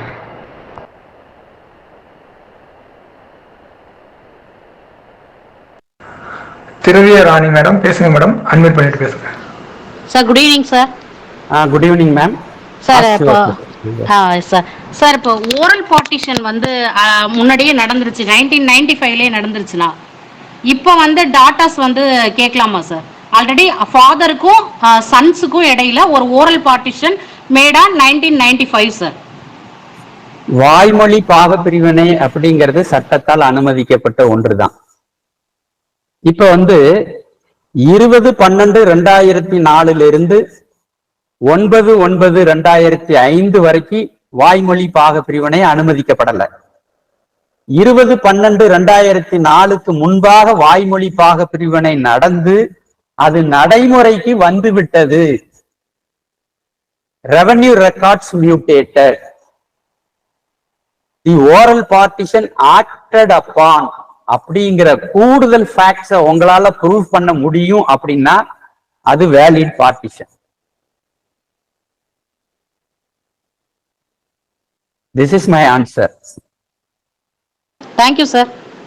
S. Thank you sir. Sir எனக்கு ஒரு டவுட் இருக்கு சார், கேட்கலாமா சார்? கேட்கலாம். Yes sir. ஒன்றும் இல்லை, இப்போ வந்து ஒரு நபர் வந்து இந்த சென்ட்ரல் கவர்மெண்ட் ஆக்ட் வந்து வர்றதுக்கு முன்னாடி பூர்வீக சொத்தை வித்துறாங்க சார். வித்து அந்த சொத்தை வச்சு ஒரு ப்ராப்பர்ட்டி, செல்ஃப் செக்யூர்ட் ப்ராப்பர்ட்டி வாங்குறாங்க சார். வாங்கிட்டு அதுக்கப்புறம் சப்சிக்வெண்டா இப்போ கேஸ் வராங்க, பார்ட்டிஷன் சுட்டு போடுறாங்க அப்படின்னா அந்த ஒரு லேடி சார் அப்போ பூர்வீக சொத்தின் அடிப்படையில் 2004க்கு முன்னாடியே அந்த பூர்வீக சொத்தை வித்துட்டாங்க. அப்படி இருக்கும்போது அவங்களுக்கு ரைட் வராது. அதன் மூலியமா அந்த ப்ராப்பர்ட்டியில எனக்கு ரைட் இருக்குன்னு சொல்லி கேட்க முடியுமா சார்? கேட்க முடியாது. ஏன்னு சொன்னா எனி கைண்ட் ஆஃப் ஏலினேஷன், ஏலினேஷன்ங்கிறது பார்ட்டிஷன் மட்டுமில்ல, சேல் மட்டுமில்ல, any kind of disposition, legally valid disposition நடந்து போச்சுன்னா கேரக்டர் மாறிட்டு. அதனால 20/12/2004 முன்னாடி விற்பனை செய்து அதில் கிடைத்த தொகையை வைத்து வாங்கிய சொத்து யார் பேர்ல வாங்கப்பட்டிருக்கோ அது தனிப்பட்ட சொத்து தான். அந்த கிரயம் வந்து செல்லும். அதுல இவங்க வந்து உரிமை கோரி வழக்கு தாக்கல் செய்ய முடியாது அப்படிங்கிறது என்னுடைய கருத்து. ஓகே ஓகேங்க சார். ஓகேங்க சார், தேங்க்ஸ். இன்னொரு டவுட்டுங்க சார். அதே ஒரு சொத்து பொறுத்து அந்த டாக்டரை வந்து மைனரா காட்டி 2003 ஒரு பார்ட்டிஷன் பண்ணிக்கிறாங்க சார். மைனரா காட்டி அப்பாவும் பையனும் அந்த ப்ராப்பர்ட்டியை பொறுத்து ப்ராப்பர்ட்டி இது பண்ணிக்கிறாங்க சார். சப்சிக்வெண்டா 2000 அந்த ஆக்ட் வந்துருது. இப்போ 2021 ஒரு பார்ட்டிஷன் சொத்து போடுறாங்க அப்படின்னா அந்த ஆல்ரெடி பார்ட்டிஷன் 2003 பண்ணிக்கிறாங்க. ஆனா அந்த மைனரா காட்டி எழுதிக்கிறாங்க. அப்போ அவங்க வந்து அந்த உமன் சைல்டு வந்து இப்போ வந்து பார்ட்டிஷன் கேட்டு பண்ண முடியுமா சார்? பண்ண முடியாது. ஏன்னா அவங்கள மைனரா காமிச்சாங்க அப்படிங்கிறது இல்ல. அப்போ 20/12/2004 முன்னாடி ஆண் கோபார்சனர்ஸுக்கு மத்தியில ஒரு பாக பிரிவினை நடந்தாலே போதும், அது வேலிடு பார்ட்டிஷனா இருந்தாலே போதும். சொத்து இல்ல. 9/9/2005 சொத்து இல்ல, அதனால கேட்க முடியாது. ஓகே ஓகேங்க சார், ரொம்ப நன்றிங்க சார். பல்லவராஜா சார் கேளுங்க sir. Good evening sir. Good evening sir. Class ரொம்ப நல்லா போச்சு சார், சிறப்பா இருந்தது சார். ஒரு டவுட் சார். தேங்க்ஸ் சார், கேளுங்க சார். இந்த ரவி கேஸ் சொல்லிட்டு இருந்தீங்களா சார், ரவி விசஸ் ஜெயந்தி? ஆமா சார், அதே மாதிரி சேம் ஃபேக்ட். பட் வந்து அப்பாவோட செகண்ட் இல்லீகல் குழந்தை வந்து அதுல பார்ட்டிஷன்ல கேட்க முடியுமா சார்? அதே கேஸ்லயா? அதே மாதிரி சேம் ஃபேக்ட். அப்பா, அதாவது இல்லீகல் சைல்ட பொறுத்த வரைக்கும் செகண்ட் வைஃப் இல்லீகல்னு சொல்ல முடியாது. செகண்ட் வைஃப் அப்படின்னா இப்ப செகண்ட் வைஃபா வந்தது வெதர் லீகலி அக்செப்டபிள் மேரேஜா இல்லையான்னு பார்க்கணும். கண்டிப்பா சார். அது லீகலி அன்அக்செப்டபிள் இன்வேலிட் மேரேஜ் அப்படின்னு சொன்னா, இன்வேலிட் மேரேஜ் மூலமா பிறந்த குழந்தைகளுக்கு அப்பாவுக்கு தனிப்பட்ட சொத்துல உரிமை உண்டு. கூட்டு குடும்ப சொத்துல இருந்து அப்பாவுக்கு ஏதாவது வந்திருந்தா அதுல கேட்கலாம் பாகம். கூட்டு குடும்பத்தினுடைய உறுப்பினரா தான் மாற முடியாது இல்லெஜிட்டிமேட் சில்ட்ரன். ஆனா சொத்துல அப்பாவுக்கு கிடைக்கிற பங்குக்குள்ள தன்னுடைய பாகத்தை கேட்கலாம். சரிங்க சார். அதாவது கோபார்ஷனரி மெம்பர் அப்படிங்கிற அடிப்படையில கேட்க முடியாது. ஆனா இந்த இறந்து போனவருடைய வாரிசு அப்படிங்கிறத சொல்லி இறந்து போனவருக்கு எவ்வளவு சொத்து வருதோ அதை மற்ற வாரிசுகளுக்கு பங்கு வைக்கும் போது இந்த இல்லெஜிட்டிமேட் சைல்டும் ஒரு வாரிசு தான். இன்கேஸ் வந்து அவங்க அப்பாவோட அண்ணன் தம்பிங்களே, அதாவது கோபார்ஷன் ப்ராப்பர்ட்டியை வந்து அண்ணன் தம்பிங்க 2 பேருமே ஆல்ரெடி பார்ட்டிஷன் பண்ணியிருக்காங்கன்னும் போது இப்போ என்ட்ராகி கேட்க முடியுமா சார்? ஏற்கனவே அது பாகம் பிரிச்சிருந்தா அவங்க 2 பேரும் பிரிஞ்சு போறாங்க. சரிங்க சார். அண்ணன் தம்பி 2 பேரும் தனித்தனியா இப்ப வந்துட்டாங்க. இப்ப Okay, sir. அண்ணனோ தம்பியோ இருக்கிறாரு இல்லையா, இந்த அண்ணனுடைய வாரிசுகள் 3 தலைமுறை வந்து இந்த சொத்துல உரிமை உள்ளவர்களா தான் இருக்காங்க கோபார்ஷனரி ப்ராப்பர்ட்டியில. சரிங்க சார். இந்த தம்பிக்கு கிடைச்ச பிறகு தம்பியோடைய மகன், பேரன், கொள்ளு பேரன் இவர்களை பொறுத்த வரைக்கும் அது கோபார்ஷனரி ப்ராப்பர்ட்டி தான், அவங்க கேட்கலாம். சரிங்க sir. Thank you sir. Thank you sir. Thanks sir. Ramachandran sir கேளுங்க சார். டைம் ஆயிட்டு இருக்கு, கொஞ்சம் சீக்கிரமா கேளுங்க சார். தேங்க்யூ. மாலை வணக்கம் ஐயா. எஸ் எஸ் வணக்கம் சார். எனக்கு ஒரு ஐயப்பாடுங்க ஐயா. ஒரு குடும்பத்துல வந்து 4 அண்ணன் தம்பிகள், 4 அண்ணன் தம்பிங்க, 3 அண்ணன் தம்பிகள் சேர்ந்து ஒரு தம்பியை படிக்க வைக்கிறாங்க. தம்பி வேலைக்கு போயிடுறான். வேலைக்கு போய் ஒரு இண்டிவிஜுவல் செல்ஃபைக்கோட ஒரு ப்ராப்பர்ட்டி கொஞ்சம் வாங்குறாங்க.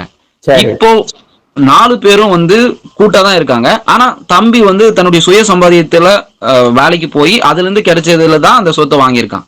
இப்போ இந்த அண்ணன் தம்பிகள் அந்த ஒரு தம்பியிடம் இருந்து சொத்தை வந்து கேட்க முடியுங்களா? கேட்க முடியாது சார். படிக்க வைக்கிறதுங்கிறது நம்ம பாரம்பரியத்தை பொறுத்த வரைக்கும் அது குடும்பத்தோடைய கடமை. அப்படி படிக்க வச்சதுக்காக படிச்ச நபர் பின்காலத்துல வாங்குற சொத்துக்களுக்கெல்லாம் உரிமைதாரராகவோ பங்காளராகவோ மாற முடியாது, கேட்க முடியாது. அந்த தனிப்பட்ட நபர் வாங்கின சொத்து அந்த தனிப்பட்ட நபருக்கு மட்டும்தான் சொந்தம். சரிங்க. அதுல ஒரே ஒரு இன்ட்ரப்ஷன் என்னங்களே ஐயா, இப்ப வந்து அந்த கூட்டு குடும்ப சொத்தை வித்து தான் படிக்க வச்சிருக்காங்க. கூட்டு சொத்தினுடைய ஒரு பார்ட்டை வித்து தான் தம்பியை படிக்க வச்சிருக்காங்க. சோ அப்படி இருந்து அதுல வழியா தம்பி வந்து வேலை வாங்குறான். சோ அந்த வேலையின் மூலமா ஒரு பொருள் ஈட்டுறான், ப்ராப்பர்ட்டி கிடைக்குது. சோ அந்த ப்ராப்பர்ட்டியை வந்து பண்ண முடியுமான்றதுதான். கூட்டு குடும்ப சொத்தை வித்து படிக்க வச்ச போது அந்த கேரக்டர் எல்லாமே முடிஞ்சு போச்சு. படிக்கும் போதே அது எல்லாம் கரைஞ்சும் போயிருது. படிச்சு முடிச்ச பிறகு அவர் சம்பாத்தியம் பண்ண ஆகும் போகும்போது அவர் தனி நபர் தான். அது எந்த கட்டுப்பாடு, லீகலி பைண்டிங் நேச்சர் எதுவும் இல்லை, சட்டத்துல எங்கேயுமே இடம் இல்லை, அதுக்கு வராது. ரொம்ப ரொம்ப நன்றிங்க ஐயா. மிக அருமையா வந்து வகுப்பு எடுத்து கொடுத்தீங்க. ரொம்ப இன்ட்ரெஸ்டிங். பேசுறீங்க சார் நீங்க? தருமபுரிங்க ஐயா, தருமபுரி. எத்தனை வருஷம் பிராக்டிஸ் உங்களுக்கு? ஐயா நான் 2 வருடம் முடிஞ்சிருக்கீங்க ஐயா. Wish all the best sir. நல்ல படிங்க. ஒரு 5 வருஷம் சைட்டேஷன்ஸ் பூரா படிங்க. அதுதான் திருப்பி திருப்பி செட்டில்டு பிரின்சிபல் ஆஃப் லாவா வரும். அதனால ஒரு 5 இயர்ஸ் நல்லா படிச்சு நம்மளை வெல் எக்யூப்டா மாத்திக்கிட்டோன்னு சொன்னா ஃபியூச்சர்ல சக்சஸ்ஃபுல் லாயரா வர முடியும் சார். வாழ்த்துக்கள். தேங்க்யூ. ரொம்ப ரொம்ப நன்றி சார். Thank you sir. தேங்க்யூ ஐயா. என்ன மொத்தம் 5 பேர் இருக்காங்க ஐயா, கேட்கலாங்களா ஐயா? கேளுங்க, ஒவ்வொருத்தரா கேளுங்க. சரிங்க. பார்வதி மேடம் கேளுங்க madam. Good evening sir. Yes ma'am. Sir இந்த பிளண்டிங் சொல்லி ஒரு சொத்தை பத்தி சொன்னீங்க. பிளண்டிங்.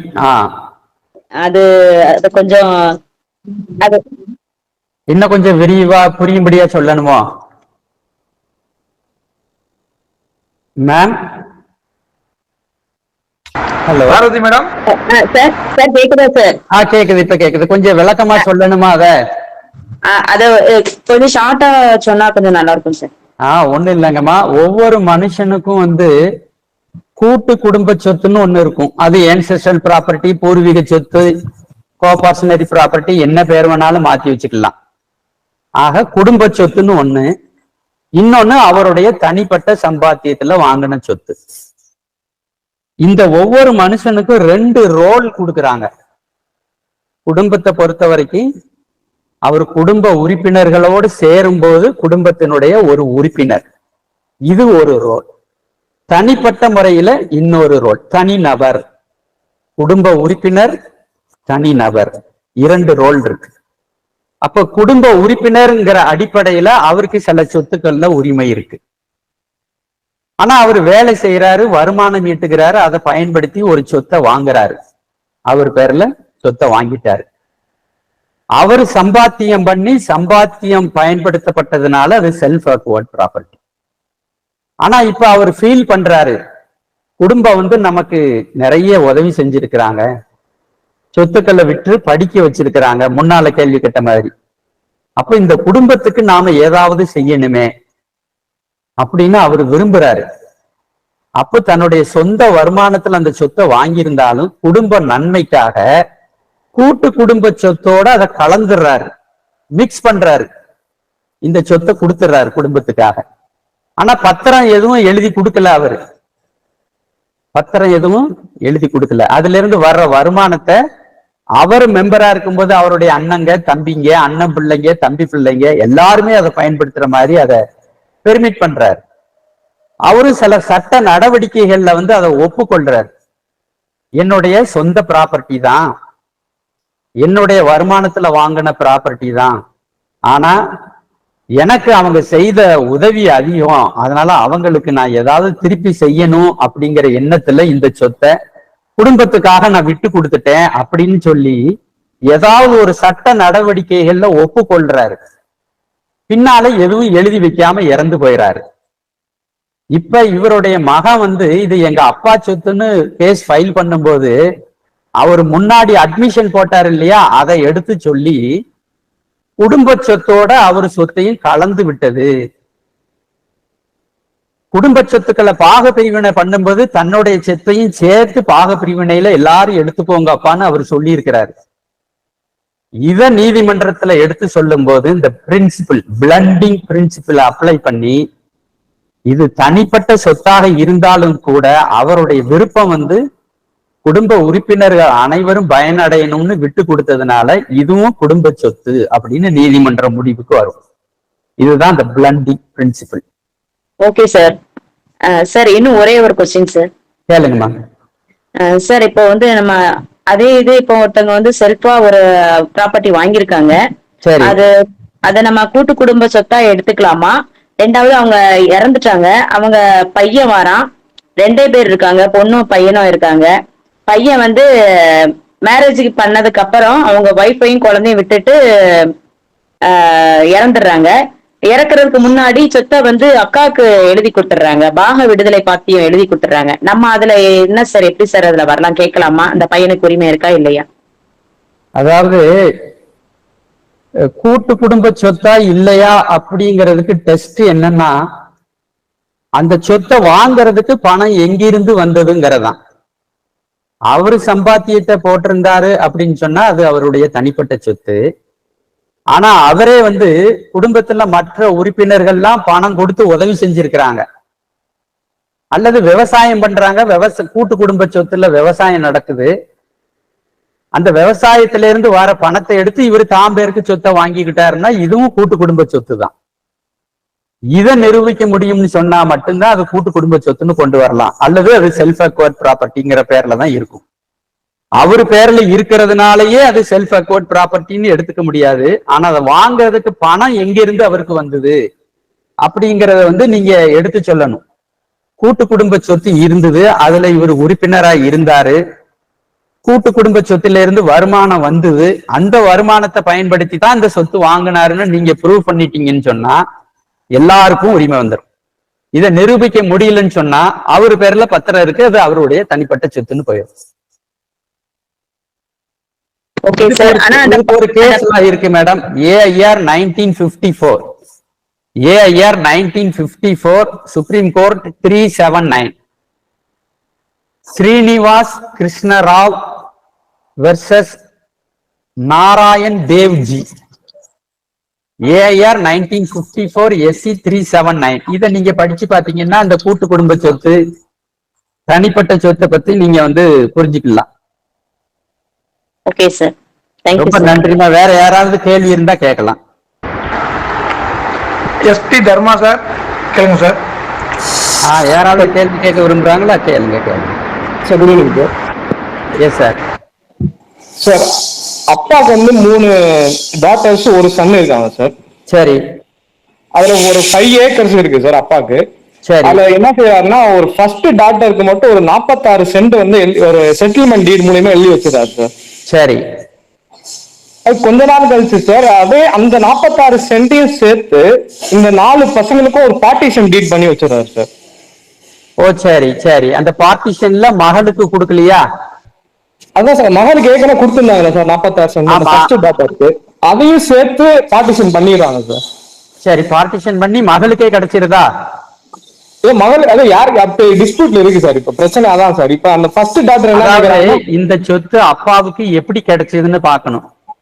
அப்பா கையில அந்த சொத்து பூர்வீக சொத்தா அவருடைய தனிப்பட்ட சொத்தா? செல்ஃப் அக்வர்டு. அப்ப அவர் இஷ்டம் போல எழுதி வைக்கலாம். முதல்ல அவர் 46 சென்ட் எழுதி கொடுத்தாரு இல்லையா, அது சட்டப்படி செல்லும். Okay sir. அந்த மகளுக்கு அந்த 46 சென்ட் கண்டிப்பா கிடைக்கும். Once settled is always A settled தான். அது டெபினிஷனுக்கு கீழே வரும் sir settlement. Okay sir. Sir அந்த குவாண்டம் ஆஃப் ஷேர் சொல்லாமலே அந்த பார்ட்டிஷன் பண்ணிருக்காங்க சார். அது அவருடைய செல்ஃப் அக்வர்ட் ப்ராப்பர்ட்டின்னு சொல்லிட்டீங்கல்ல, அதனால குவாண்டத்தை பத்தி கவலை கிடையாது. அவர் கொடுக்கறதான் குவாண்டம். Okay sir. பூர்வீக சொத்துனா மட்டும்தான் 1ல 4 5ல 1 அப்படின்னு வரும். தனிப்பட்ட சொத்தை பங்கு வைக்கும் போது கூடுதல் குறைவு கொடுக்கலாம். Okay sir. ஓகே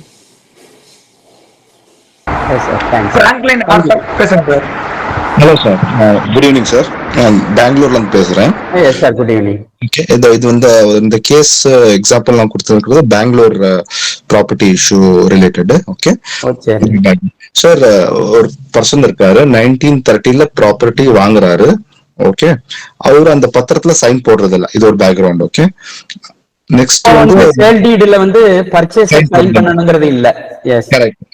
சோ அது சிச்சுவேஷன். அப்புறம் மேரேஜ் ஆகுது. அவருக்கு வந்து 1956 முன்னாடியே ஒரு மேல் child பிறக்கிறாங்க.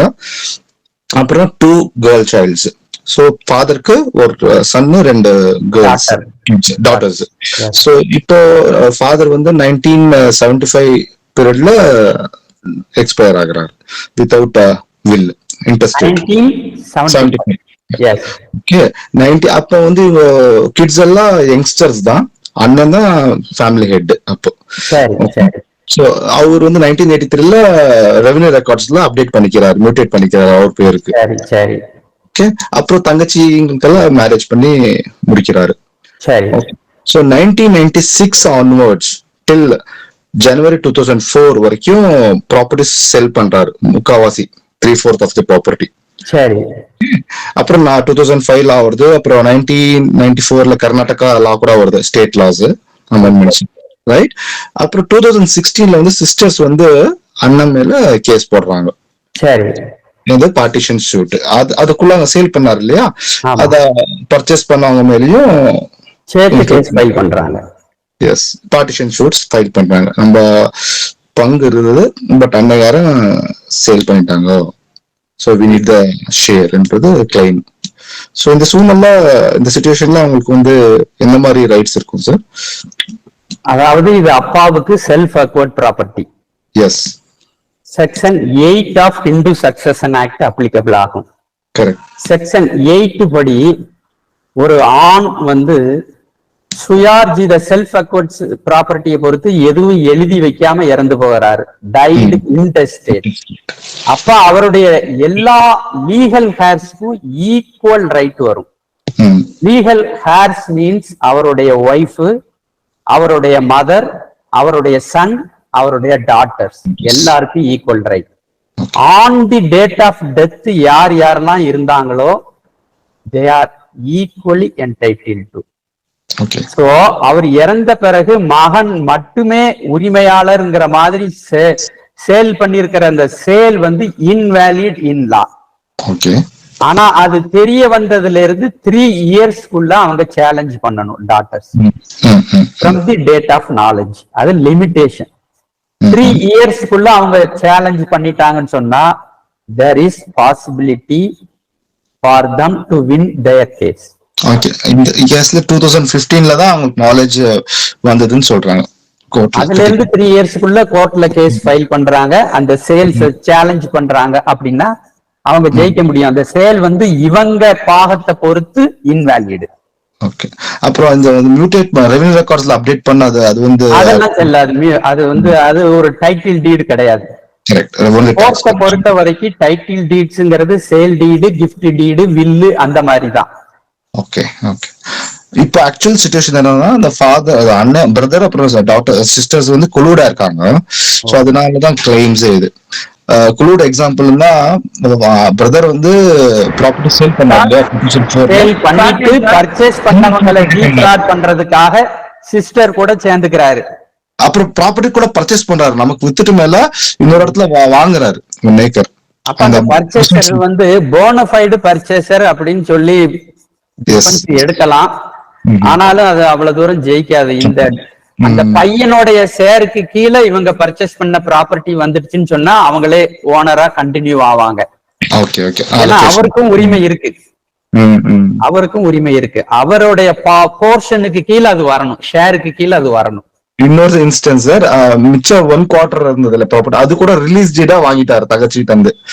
So it's like a totally colluded. Evidence இருக்கு colluded. அப்ப ரிலீஸ் டீட் லீகலி வேலிட்னு சொன்னா அந்த பெண்மணிக்கு கிளைமே கிடையாது. Property is not available for partition when they filed a case in the court in 2016. If you able to prove that the release deed is legally valid, then the lady would have no case at all. Yes. Okay, sir. Thank you. Glad to hear so much. Yes. Bala case sir கேளுங்க sir. Short and ஸ்வீட்டா கேளுங்க sir Bala sir.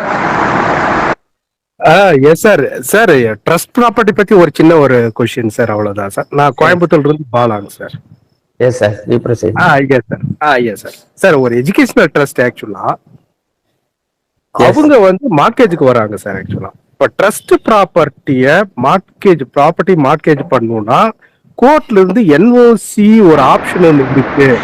கோர்ட்ல இருந்து sir கேட்ட ஹிந்துல அதுல இருந்து கேளுங்க. நம்ம சார் சொல்லும் போதே முன்னாடி சொல்லிட்டு தான் கேட்டாங்க.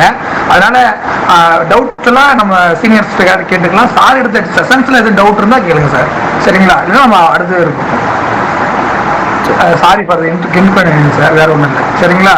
சாருக்கு தான் நமக்கு இருக்கும். யூடியூப்ல வேற அப்லோட் பண்ணுவோம். Okay. Girija Thirumalai sir, madam கேளுங்க. சார் குட் ஈவினிங் சார், நான் சென்னையில இருந்து பேசுறேங்க sir. Yes ma'am, good evening sir. With respect to ancestral property sir, settlement deed வேலிடா நாட் வேலிடுங்களா சார்? அதாவது ancestral ப்ராப்பர்ட்டியை பொறுத்த வரைக்கும் அவங்க ஷேரை பொறுத்த வரைக்கும் வில் டீடு உயில் ஆவணம் எழுதி வைக்கிறதுக்கு மட்டும்தான் செக்ஷன் 30 அனுமதி கொடுக்குது. Section 30 Hindu succession act will deed மட்டும்தான் எழுதி வைக்கலாம். ஆனா மற்ற கோபார்ட்னர்ஸ் பெர்மிட் பண்ணனா கிஃப்ட் டீடோ செட்டில் டீடுமெண்டோ எழுதி வைக்கலாம். இப்ப இந்த செட்டில்மெண்ட் டீடு எழுதி வைக்கிறதுக்கு மற்ற கோபார்ட்னரி மெம்பர்ஸ் அனுமதி கொடுத்தாங்க அப்படிங்கிறதுக்கு எழுத்துப்பூர்வமான ஆதாரம் இருக்கணும். அப்படி எழுத்துப்பூர்வமான அனுமதி இல்லாத பட்சத்துல இந்த செட்டில்மெண்ட் செல்லாது. அதே மாதிரி அவருக்கு சேர வேண்டிய ஷேரை விட அதிகமான ஷேரை பொறுத்து செட்டில்மெண்ட் எழுதி இருந்தாலும் அது செல்லாது. இப்போ இந்த கேஸ்ல ஒரு சன் ஒரு டாட்டர் சார், டாட்டர் வந்து ரிலிங்க்விஷ் டீட் எழுதிட்டாங்க அப்படின்னா அப்ப செல்லுங்களா சார் இந்த செட்டில்மெண்ட் டீட்? அவங்க ஷேரை பொறுத்தவரையிலும் ரிலிங்க்விஷ் டீட் எழுதிட்டாங்க சார். ரிலிங்க்விஷ் டீட் எழுதிட்டாங்க, அது லீகலி வேலிட் ஆகும்னா அப்ப முடிஞ்சு வச்சு ஒன்னும் பிரச்சனை இல்லை. அவங்க திரும்ப கேட்க முடியாத. Thank you sir. Thank you sir. Thanks.